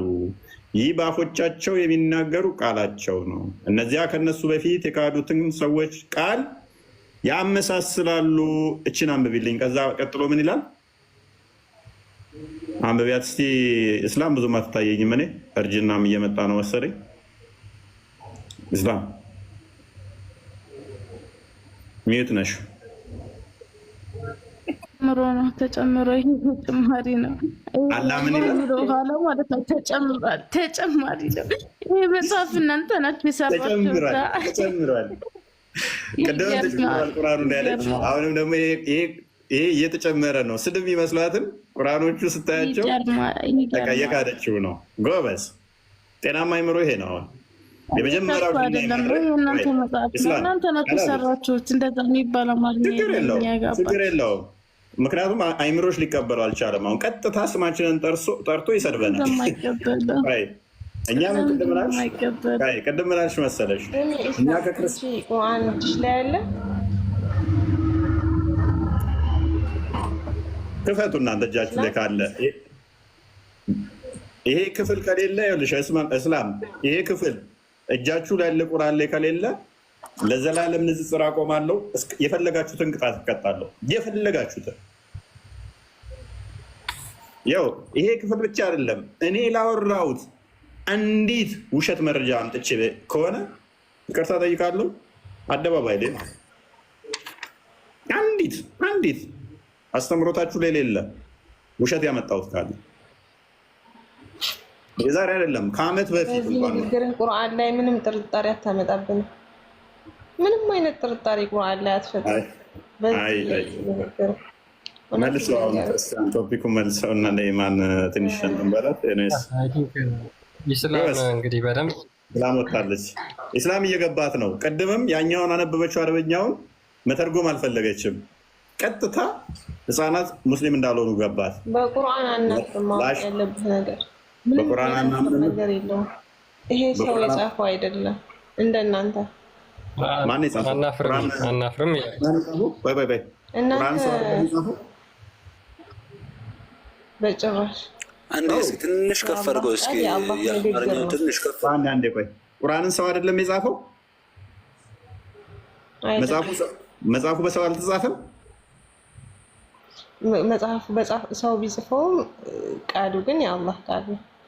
እኔ ቃሉ የማን ነው መቼ አልኩሽ? ከሰው የተጻፈ አንድም ነገር የተደበለቀ ነገር የለም። ስለዚህ ቁርአን መጽሐፉን ሰው ነው የጻፈው ወይንስ አላህ ነው የጻፈው? ሰው ቢጽፈውም የአላህ ቃል ነው። እኔ ማነው ቃል አልጠየቅኩሽም እኮ ሰውን የጻፈው አይደለም ሰውን የጻፈው ጎበዝ በቃ እንደወረደ ወደ ታዲያ ምንድን ነው እሱ የምትይው? የእኛ ቃል አልተጻፈም አልጻፈም ምናምን ይሄ መፈክራችሁን ተውት። ድሮ ያለፈበትን መፈክር መስጊድ የሰማችሁትን እዛችሁት አትምጡ። ቁርአንን የጻፈው ለክርስቲያን እንደሆነ ባሳይሽስ? ቅድም ማለት ነው ቅድም ስለ ዒሳ ስታወራ ሰምቻለሁ። ነይማ ቁርአንን የጻፈ ከቁርአንሽ ውስጥ አንድ ማስረጃ ልታመጪልኝ ትችያለሽ? የቁርአንሽን ጸሐፊ ከመጽሐፍሽ ውስጥ ከቁርአን መጽሐፍ ውስጥ የቁርአንን ጸሐፊ አንዱን ማስረጃ ልታመጪልኝ ትችያለሽ? ወላሂ አሁን ስማቸውን ባላስታውስም ማለት ነው ቁርአን እንደወረደ ወዳው ከስር የሚጽፍ የቁርአን እንትን እንደነበረ አውቃለሁ። እሱ ክርስቲያን እንደሆነ ባሳይሽስ? በጭራሽ ባሳይሽስ? እናንተ ሲጀመር መቼ በሙሐመድ ታምኑና ሙሐመድን መች ታውቃላችሁ እናንተ? እኮ ለማውቃችሁ ለሙሐመድ ቁርአን ሲጽፍለት የነበረ ሰውዬ ሙሐመድ ምንም አያውቅም እኔ ከጻፍኩለት ውጭ ብሎ ክርስቲያን ሆኗል። ቡሃሪ ላይ ነው የሚገኘው ሐዲሱ። ከፍ አድርገው ክርስቲያን በጭራሽ ይኸው ላንብብልሻ። ኦልራይት የምታሳየኝ ኪታብ መክፈት እኮ ትችያለሽ። የምታሳየኝ ኪታብ አንቺ መክፈት ትችያለሽ። ቆይ ስህተት ነው ካልሽ መክፈት ትችያለሽ። እዚህ ጋር ልንገርህ አንተ ቆይ ነይማ፣ ይሄንኛው ስህተት ነው ካልሽ የራስሽን መክፈት እኮ ነው። እኛ ያመጣነው ስህተት ነው ካልሽ አንቺ መክፈት። መረጃውን ግን እንደ መረጃውን ታዳምጫለሽ። There was a Christian who embraced Islam and read Surah Al-Baqarah and Al-Imran. አንድ ክርስቲያን ነበረ እስልምና የተቀበለ በቀራንና አልኢምራንን የሚቀራ የነበረ። He used to write for the prophet. ለነቢዩ ቁርአንን ይጽፍለት የነበረ። Later on he returned to Christianity again and he used to say Muhammad knows nothing but what I have written for him. በኋላም ወደ ክርስትና ተመለሰ። ከዛም ምን ጀመር? መሐመድ እኮ ምንም የማያውቅ እኔ የጻፍኩለትን ብቻ ነው። ምንም ማያውቅ መሐመድ እኔ ከጻፍኩለት ውጭ። ስለዚህ ግርግር እየተከተለ ለመሐመድ ቁርአንን ሲጽፍለት የነበረ ሰውዬ ክርስቲያን ሆኗል። ሱራ 693 ምናምን አካባቢ አቢሳርም አለ ከእስልምና የወጣ የሆነ ሰዓት ላይ መሐመድ ምንም አያውቅም እኔ የጻፍኩለት ብቻ ነው እንትን የሚለው ብሎ የወጣ ሌላኛው ደግሞ አለ መሐመድ ሊያስገድለው የፈለገ ማለት ነው። ይሄኛው ሌላ ነው፣ ያኛው ደግሞ ሌላ አለ። ኤነስ ይብቃን ወይንስ አንዴ ቶፒኩ ላይ ትንሽ እንሄድበት? ክርስቲያን አንዴ ሄድ ብንልበት ሜቢ ናኢማ ሀሳብ አለሽ? ኢሳ ፍጡር ነው ብለሽ ታምኛለሽ? ታችን ያለ ቃል ፍጡር ነው ብለሽ ታምኛለሽ? የአላህ ቃል ፍጡር ነው ምን ማለት ነው? ኢሳ ፍጡር ነው የአላህ ቃል ፍጡር ነው? እንዴት ነው የሚያገናኘው? የአላህ ቃል ፍጡር ነው ወይስ አይደለም? እኔን አንዴ የኔን መልስ አትመልስልኝም? ቆይ ናኢማ የኔን መልስ ይመልስ አንዴ። ቆይ ሸምሴ ተረጋጋ፣ ትቀጥላለህ። እሺ ናኢማ የአላህ ቃል ፍጡር ነው ወይስ አይደለም? አይደለም ቃል ነው። ኦኬ ኢሳስ የአላህ ቃል ነው ወይስ አይደለም? ኢሳ የአላህ መልእክተኛ ነው። የአላህ ቃል ነው ወይስ አይደለም ነው ጥያቄ። ምን ማለት ነው የአላህ ቃል? መልእክተኛ ነው አልኩ እኮ። የአላህ ቃል ነው ወይስ አይደለም እንዴ?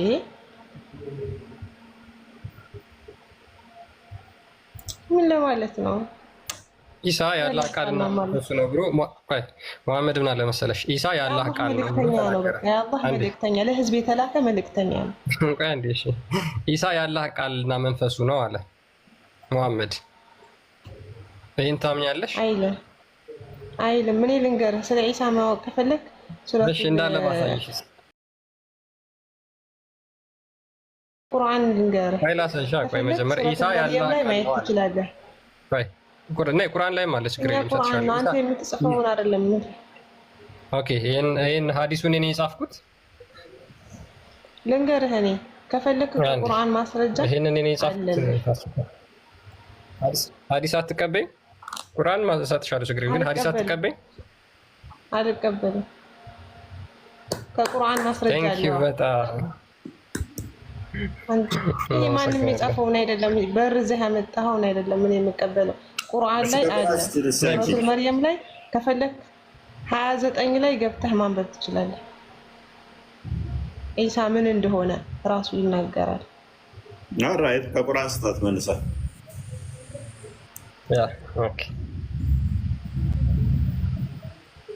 ከቁርአን ደግሞ መስጠት ነው እኮ ቁርአኑን ማስጣል ሐዲሱን ቅጣለችው ደግሞ ቁርአንን እናስተላ ደስ ሲል እኔ የምልብህን ቦታ መጀመሪያ ላይ ግባና አይ ደስ ይላል ነይማ ደስ ይላል።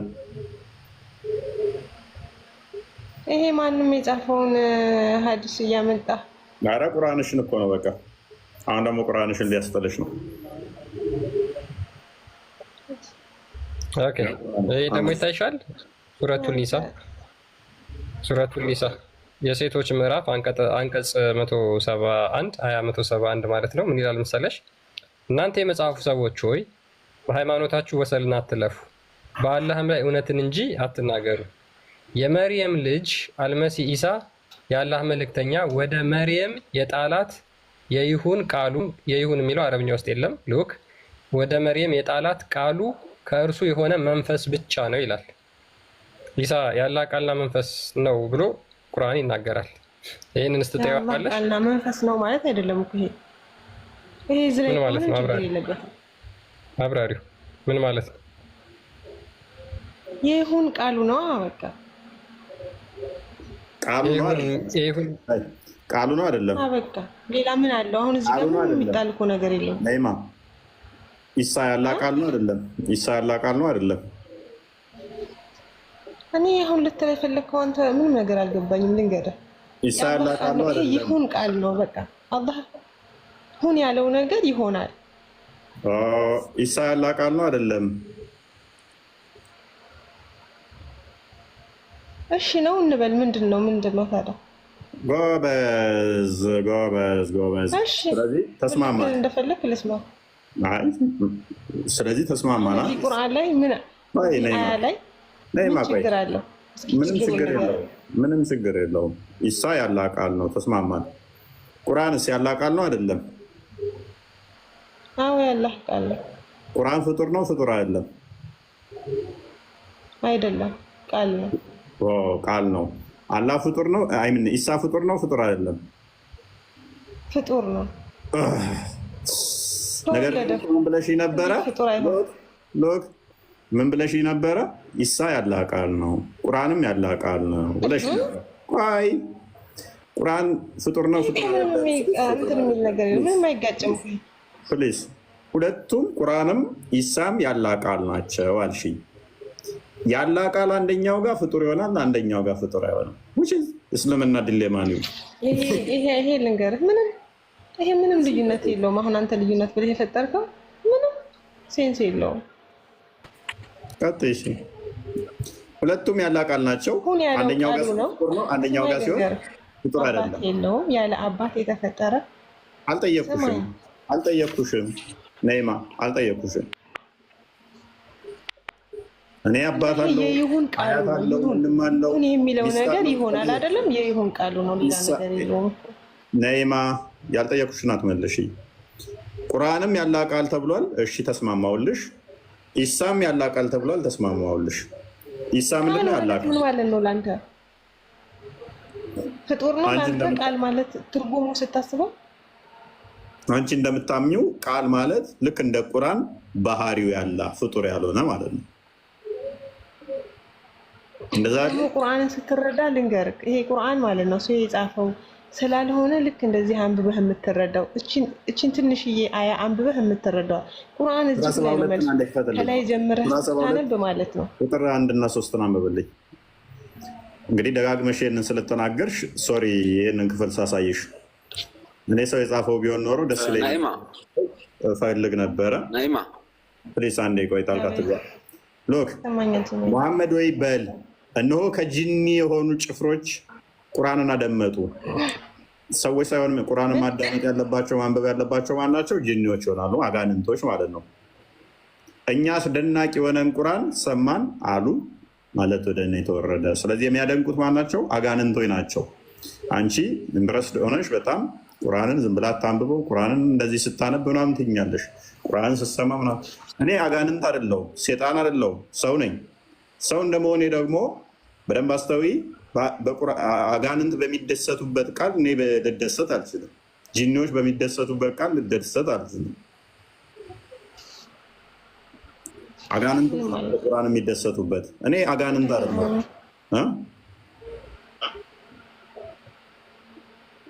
ስለዚህ ሰዎች በደንብ ተናቦልሻል፣ በደንብ ገብቶሻል። ቁጥር 19 አድርገው። ይህንን ክፍል ሲነበብ ምን መሰለሽ የሚያደርገው? ይህን ክፍል ስታነበው አልሽ። እኔ ይህን ክፍል ማነበው አስቀድሜ ስንት ጸሎት አድርጌ መሰለሽ? ምክንያቱም እነሆ የአላህ ባሪያ ሙሐመድ አላህን የሚጠራ ሆኖ በተነሳ ጊዜ ጋኔኖች በእሱ ላይ ደረብረብ ሊሆኑ ቀረቡ። ይህንን ክፍል ስታነቢ አጋንንት ነው አንቺ ላይ ተደራርበው የሚቀርቡሽ። አጋንንት የሚስብ መጽሐፍ እኔ ምን ያደርግልኝና ነው? እንደዚያም ብሎ እንደዛም ብሎ እኔ አጋንንት መሳቢያ መጽሐፍ ምን ያደርግልኝ? ጋኔን የሚስብ መጽሐፍ ቻፕተሩ ራሱ አሳያት። ቻፕተሩ ስሙ የጋኔኖች ወይም የጂኖች ምዕራፍ ነው የሚባለው። የጂን ሱረቱል ጂን ማለት ነው። ሱረቱል ጂን። ስለዚህ with due respect የምትረዳው አይደለም። እኔ ልንገርህ፣ እውነት ነው አጋንንቶችን ይረዱት እንጂ እኔ አጋንንት ቃል አጋንንት አስተምሮ አጋንንትን የሚስብ ምን ያደርግልኛል? ተረዳሁት አልተረዳሁት? ልንገርህ፣ አንድ ነገር ልንገርህ በቁርአን ላይ ማለት ነው እኔ ምንም ነገር ብታደርግ ጥርጣሬ የለኝም እና ልታመጣም አትችልም አንተ በዚህ በምታወራው ወሬ ማለት ነው። አንተ የእውነት እውቀት ካለክ ማለት ነው እኔ ነኝ የማውቀው እውቀት ካለክ እዚህ ካሉ ሰዎች ምንም ከማያውቁ ሰዎች ጋር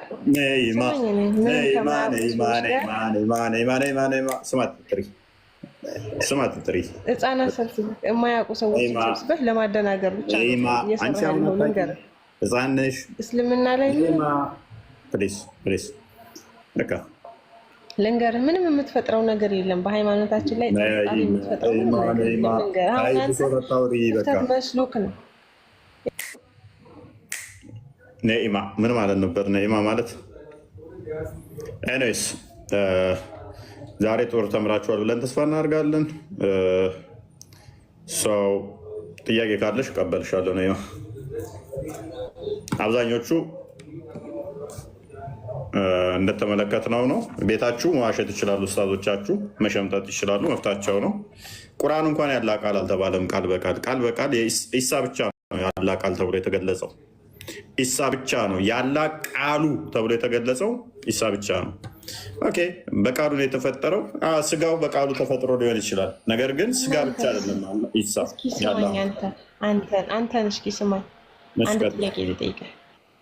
ኢሳ ማለት ኢየሱስ እኔን አምልኩኝ ፈጣሪ እኔ አምላካችሁ ነኝ የሚል ከእናንተ እስኪ ከኪታባችሁ አንድ አውጣና እስኪ ያሳየኝ። ከዛ ማሳየት ትችላለህ? ታመልኪዋለሽ? ከዛ ያሳየኝ። አንተ ችግር የለውም አሳየኝ። እንደው አንተ ወንድ ታመልኪዋለሽ? ኦልራይት። አንዴ ራዕይ 1:7 አንዴ ክፈትልኝ።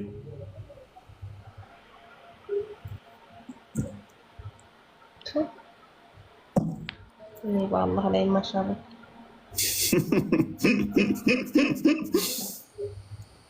ነይማ ሰምቼሻለሁ። አልሻት ኦልራይት። ሱረቱ በቀራ ላይ 210 ላይ በደመና የመጣው አላህ ብቻ ተብሎ ይታመናል። ሎክ ይህንን ግን አስቀድሞ ክርስቶስ ለራሱ ተናግሮታል። በደመና የሚመጣው አላህ ብቻ ነው፣ አላህ ነው ተብሎ ይታመናል። ሱረቱ በቀራ 210 ላይ ባልሳሳት። ኤኒዌይስ ክርስቶስ ግን በደመና እንደሚመጣ ሲነግረን እንደዚህ ይላል፣ እነሆ ከደመና ጋር ይመጣል፣ ዓይንም ሁሉ የወጉትም ሁሉ ለእኔና ለአንቺ ተብሎ የተሰቀለው ያዩታል፣ የምድርም ወገኖች ሁሉ ስለ እርሱ ዋይ ዋይ ይላሉ። አሜን። ሁሉም ስለ እርሱ ዋይ ዋይ ይላሉ እና ኦራይ። ከዛስ ያለውና የነበረው የሚመጣ ሁሉን የሚገዛ ምን ያለ የነበረ አልፋና ኦሜጋ ፊተኛና ኋለኛ ሁሉን የሚገዛ ጌታ አምላክ እኔ ነኝ ይላል። ትገዥዋለሽ አትገዥው? ኢየሱስ የት አለ? ኢየሱስ ትገዥዋለሽ አትገዥው? የተወጋው ማን ነው? የተወጋው ማን ነው? አምላካችሁ እኔ ነኝ። ኢየሱስ የተወጋው ማን ነው? የተወጋው ማን ነው? ስለ እኔና ስለ አንቺ የተሰቀለ የተወጋ በደመና የሚመጣ ስለ እኔ አልተሰቀለም። ኢሳ አልተሰቀለም። ተሰቅሎልሻል። ተሰቅሏል። ስለዚህ እኔ ምን ይላል? ሁሉን የሚገዛ አልፋና ኦሜጋ ትገዥዋለሽ አትገዥውም? ነይማ ልንገርህ እስኪ ትገዥዋለሽ አትገዥውም? ከመንገርሽ በፊት እንስማማ። እዚህ ጋር ምንም አሁን እኔ የጠየቅኩህን አልመለስኩም። ትገዥዋለሽ አትገዥውም? መልሽልኛ። አልተመለሰኝ። መልስ መስሎ ነው። መልሽ ቅድሚያ። ትገዥዋለሽ አትገዥውም? ይሄ እኮ መልስ አይደለም አሁን የሰጠኸኝ። ትገዥዋለሽ አትገዥውም?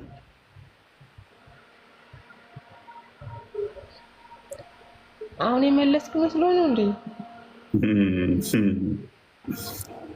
ራይት ኤፌሶን ምዕራፍ 2 ቁጥር 11 ነው የከፈተው። ክርስቲያን መመለስ አልፈለገችም ማለት ነው።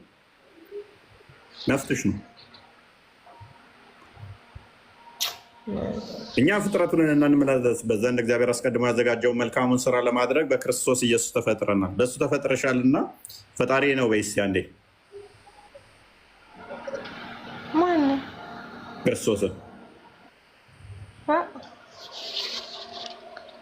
ስማ፣ ይሄንን ጨዋታህን ማለት ነው ህፃናት ሰብስበህ አውራ። እንደምን ትበሳጫለሽ? በተጻፈ ታምሄድ እንዴ? ስማ ልንገርህ። ቆይ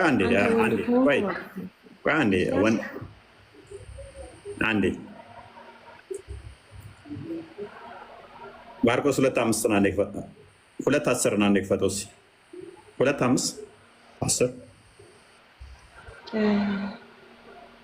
ኢየሱስ እምነታቸውን አይቶ ሽባውን አንተ ልጅ ኃጢአት ተሰረየችልህ አለው። ኃጢአትን ይቅር ማለት ወይም መሰረይ የሚችለው ማን ነው? እሱ ነይማ አላህ ብቻ ነው። ሱራ 3:135 ላይ አንዴ ክፈተው። ኢየሱስ እዚህ ጋር ኃጢአትን እየሰረየ ነው። ስለዚህ ይመለካል አይመለክም? ከአምላክ ውጭ ኃጢአትን ይቅር ማለት የሚችል የለም ብለሽኛል። ለእነዚያ መጥፎ ስራን በሰራ ወይንም ነፍሶቻቸውን በበደሉ ጊዜ አላህን የሚያስታውሱና ለኃጢአታቸው ምሕረትን የሚለምኑ ለሆኑ ከአላህ ሌላ ኃጢአትን የሚምር አንድም የለም ይላል። ኃጢአትን የሚምረው የሚመለክ ነው የሚመለክ አይደለም? ኃጢአትን መማር የሚችለው የሚመለክ ነው የሚመለክ አይደለም? የሚመለክ ነው። ቴንክ ዩ። ስለዚህ ክርስቶስ ኃጢአታቸውን በተግባር መጥቶ እንደውም እየማራቸው ነው። ስለዚህ ይኸው ኢየሱስም እኛ ልንገርህ፣ ትክክለኛ የዒሳን ማለትም የኢየሱስን ኪታብ ብታመጣ እኛም የምናምንበት ነበር። ግን እናንተ ትክክል አለም አንቺ እኮ ነሽ ክሌም የምታደርገው። ትክክል አለም ብለሽ ካልሽ እኮ ትክክለኛውን ማምጣት የሚጠበቅብሽ አንቺ ነሽ እኮ። ትክክለኛውም አይሆኑም። ትክክል አለም ካልሽ ከሙሐመድ በፊት ትክክለኛውን አምጪ። አንቺ ነሽ የሚጠበቅብሽ እኮ ነው ያለው። ሰንበዲ ቢያተሽ እኔ ትናንትና የተነሱ ብድግ ብለው ደምሳሻውን እናንተን እኮ ትክክል አይደለም እያለ እኮ ነው። ሙሐመድ ስለ እኔ የተናገረውን በርዛችሁታል ቁርአን ውስጥ እያለ ነው። ደምሳሽ ታውቂዋለሽ ሜይ ቢ እያስባለሁ። ፍቅር ሲዝምን የመሰረተ ሙሐመድ ራሱ የፍቅር ሲዝም እምነት ተከታይ ነው ይላል መጽሐፍ ውስጥ እነዛ ብሎ ጽፏል። እስኪ ሷሊህን አስገባው። አንዴ ሷሊህን አስገባው። ሷሊህ ማን ነው? ሷሊህ አህመድ የሚላለ እዚህ ጋር አንድ ቁጥር ጻፍሽ። እዚህ አንድ ቁጥር ጻፍ።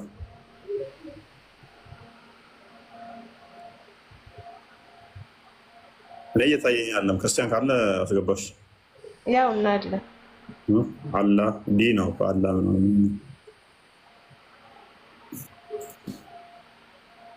ኢንቫይት አድርጌዋለሁ።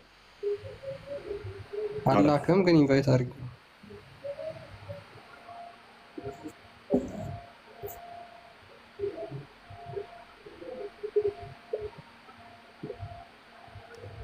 ኦልራይት ኢንቫይት ተደርገዋል። እኔ ጋርም እያሳየኝ ነው። ግባ። ኤኒዌይስ እና እንደዛ ነው።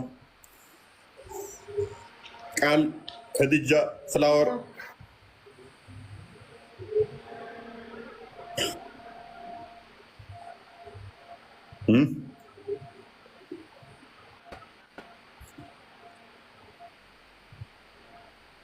እንደው ለምን ከሁሱ ጋራ ይዘህ ለምን እንትን አትለንም? እንደው እባክሽ አንተ ወንድ ሆንክ እባክሽ ነይማ 6ኛ ክፍል ከአቆመ ጋር አታወዳድሩኝ። እኔ ከ6ኛ ክፍል ከፍ ያለ መስሎኝ ጠርቼው ቀጠሮ ነበረ። ወደ 17,000 ሰው እየጠበቀው ቤቱን ዘግቶ አልወያይም ብሎ የጠፋው የራሳችሁ ስታት ስለሆነ ሄዳችሁ በውስጥ ስጠይቂ አማክሪ። ከ16,000 ሰው በላይ ውይይት ቀጠሮ ላይ ቤቱን ዘግቶ አልወያይም ያለው የራሳችሁ ስታት ስለሆነ፣ አሁን ግን ብትጠይቂኝ 6ኛ ክፍል ያላለፈ ልጅ እንደ አዋቂ አድርጋችሁ መቁጠራችሁ የተሻሉ አሉ። እነሱን አንጧቸው። እዚህ ቲክቶክ ላይ ያሉ ሳይሆን አትሊስት በአቂዳ ጉዳይ ላይ የተሻሉ አሁን የመጡ አሉ ነው ማያቸው። እነሱ በአቂዳ ጉዳይ የተሻለ ናቸው። እነኞቹ ከመዋሸት ውጭ ከማጭበርበር ውጭ ምንም ያውቁት ነገር የለም። ፍራንክሊ ስፒኪንግ አሁን ላይ ባለው ሁኔታ ምንም ያውቁት ነገር የለም። ከመዋሸት በስተቀር ምንም ያውቁት የለም። ምንም ማለት ነው። ምንም ያውቁት ነገር የለም።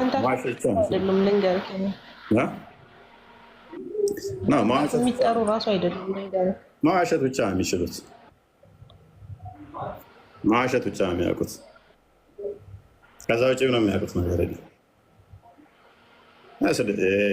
ገና 6ኛ ክፍል ያላለፉ ከምር አርጊው ለማድረግ ራሱ ያስቸግራል።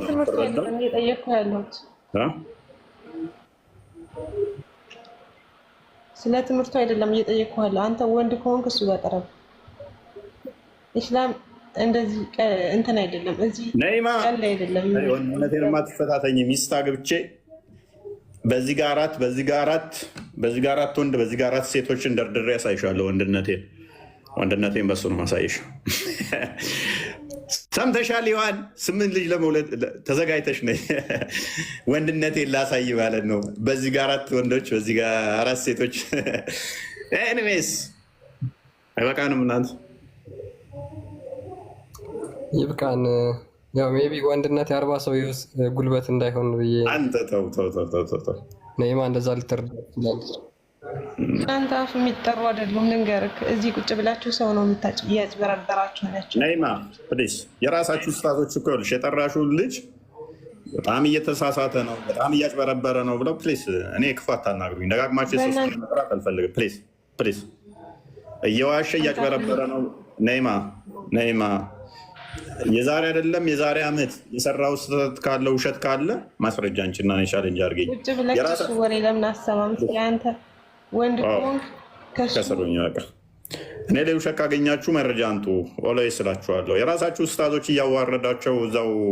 ግን ምንድነው ድራማ በየቀኑ ሚስቶቹን ስለሚያሰልም አይ ለድራማው ይሻለናል ከሌሎቹ ድራማ በደንብ እሱ ስለሚሰራ ይሻለናል ብሎ ያስቀመጡትን ልጅ እንደሚያውቃት ጥሩት። 6ኛ ክፍል ያላለፈኛ ጋር እንዲ አረ ይደብራል። ተው።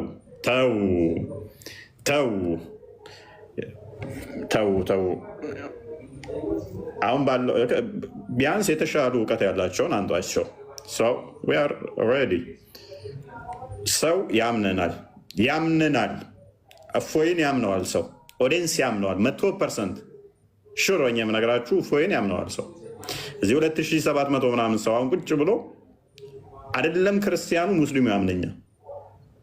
ለምለም ያምነኝ ቻሌንጅ ላይ ስጠይቃለሁ ራሴን። አይደለም የዛሬ ዓመት የዋሸሁት እስልምና ላይ ካለ የቀጠፍኩባችሁ ካለ ማስረጃ አንጡ ብዬ ስለምል ማለት ነው። አያመጡ እንደናንተ ኡስታዞች የመቀጥፍ ስላልሆንኩ ማለት ነው። መጽሐፍ ቅዱስ ላይ ይቀጥፋሉ። መጽሐፍ ቅዱስ ላይ ብቻ ሳይሆን የራሳቸው እስልምናው ላይ እንኳን ይዋሻሉ። ራሳችሁ ኡስታዞቹ ካሁን ሲጣሉ መረጃዎቻችሁን አወጡት።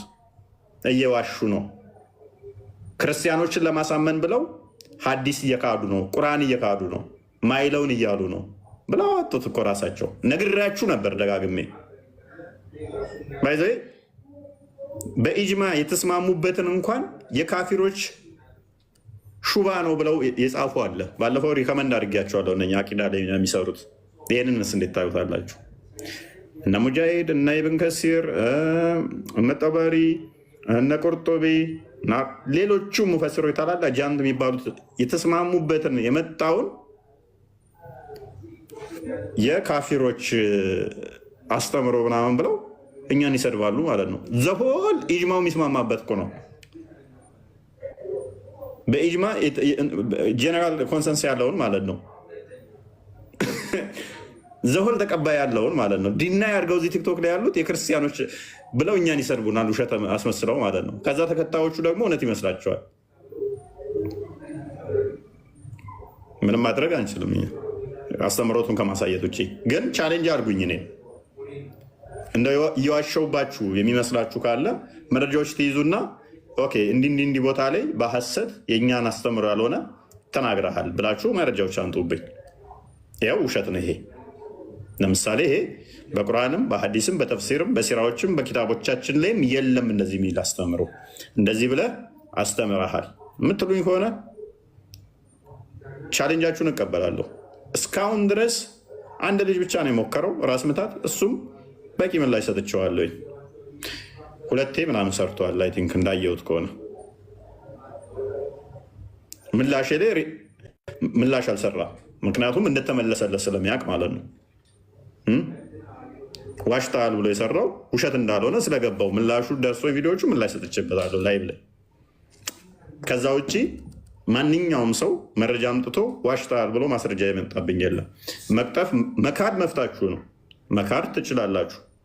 ኡመቱ ከስር ያለው አብዛኛው ማያቅ ስለሆነ በአረብኛ ያልተደብቃችሁ አጭበርብሩት፣ ሸውዱት። በአረብኛ ይሸውዱታል፣ ዝም ብለው ይሸጡታል። በቃ መፍታችሁ ነው እሱ። እኔን ግን አሸውዱኝም። ምክንያቱም እኔ በቀላሉ መሸወድ ስላልሆንኩ ማነብ ስለሆነ አንብቤም ስለሆነ መመጣው እና እንደዛ ነው። እናንተ ሰዎች ደህና ደሩ። ይብቃችሁ ለዛሬ። ኦን ታይም 6 ሰዓት ላይ ውረዱልኝ ከቤቴ። ፍላወር አለሽ?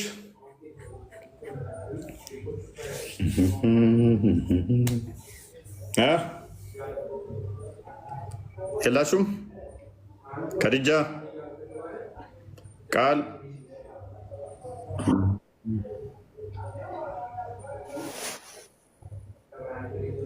ከድጃ ካስደበርንሽ ይቅርታ። እኔ አንድ ነገር አምናለሁ። ሰው በመረጃ ካወራ ችግር የለውም ብዬ አምናለሁ። ያ ነው ማምነው። አላፊ ያድርግህ፣ አላፊ ያድርግህ። ሌላ ምንም አልልህም። ከድጃ አላፊ ይመልስልህ። ምንም አላወራም። ጨርሻለሁኝ። አላፊ ያድርግህ። ትመጫለሽ። ክርስቶስ ይወድሻል። እጆቹ ተዘርግተውልሻል። መስመሩን አይተሻል። ልብሽን አታጠንክሪ። ጠይቂው። ክርስቶስ የመገለጥ አምላክ ነው። እኛ በመገለጥ እናምናለን። ለሌሎቻችሁም ከስር ላላችሁ የምላችሁ ምንድን ነው፣ እንደ ደመ ነፍስ የሆነ በግ ከፊት ከቀደመ እሱን እንደሚያከተል አትከተሉ ማለት ነው። ተገለጥልን በሉት፣ አነጋግሩት፣ አምላካችሁን ጠይቁት። ማን ነኝ እኔ?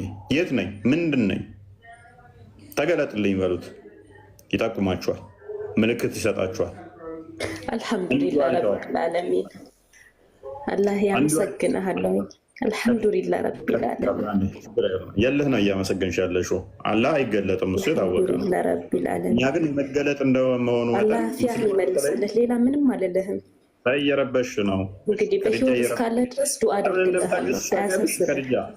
ከድጃ የዋ ሊደር እንጂ አመትም ቆይ እንጂ ክርስቲያን ትሆኛለሽ።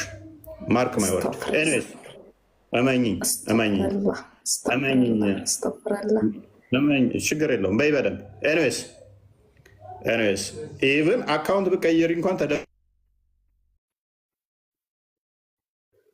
አላህ ጤና ይመልስልህ። ምንም አልልህም።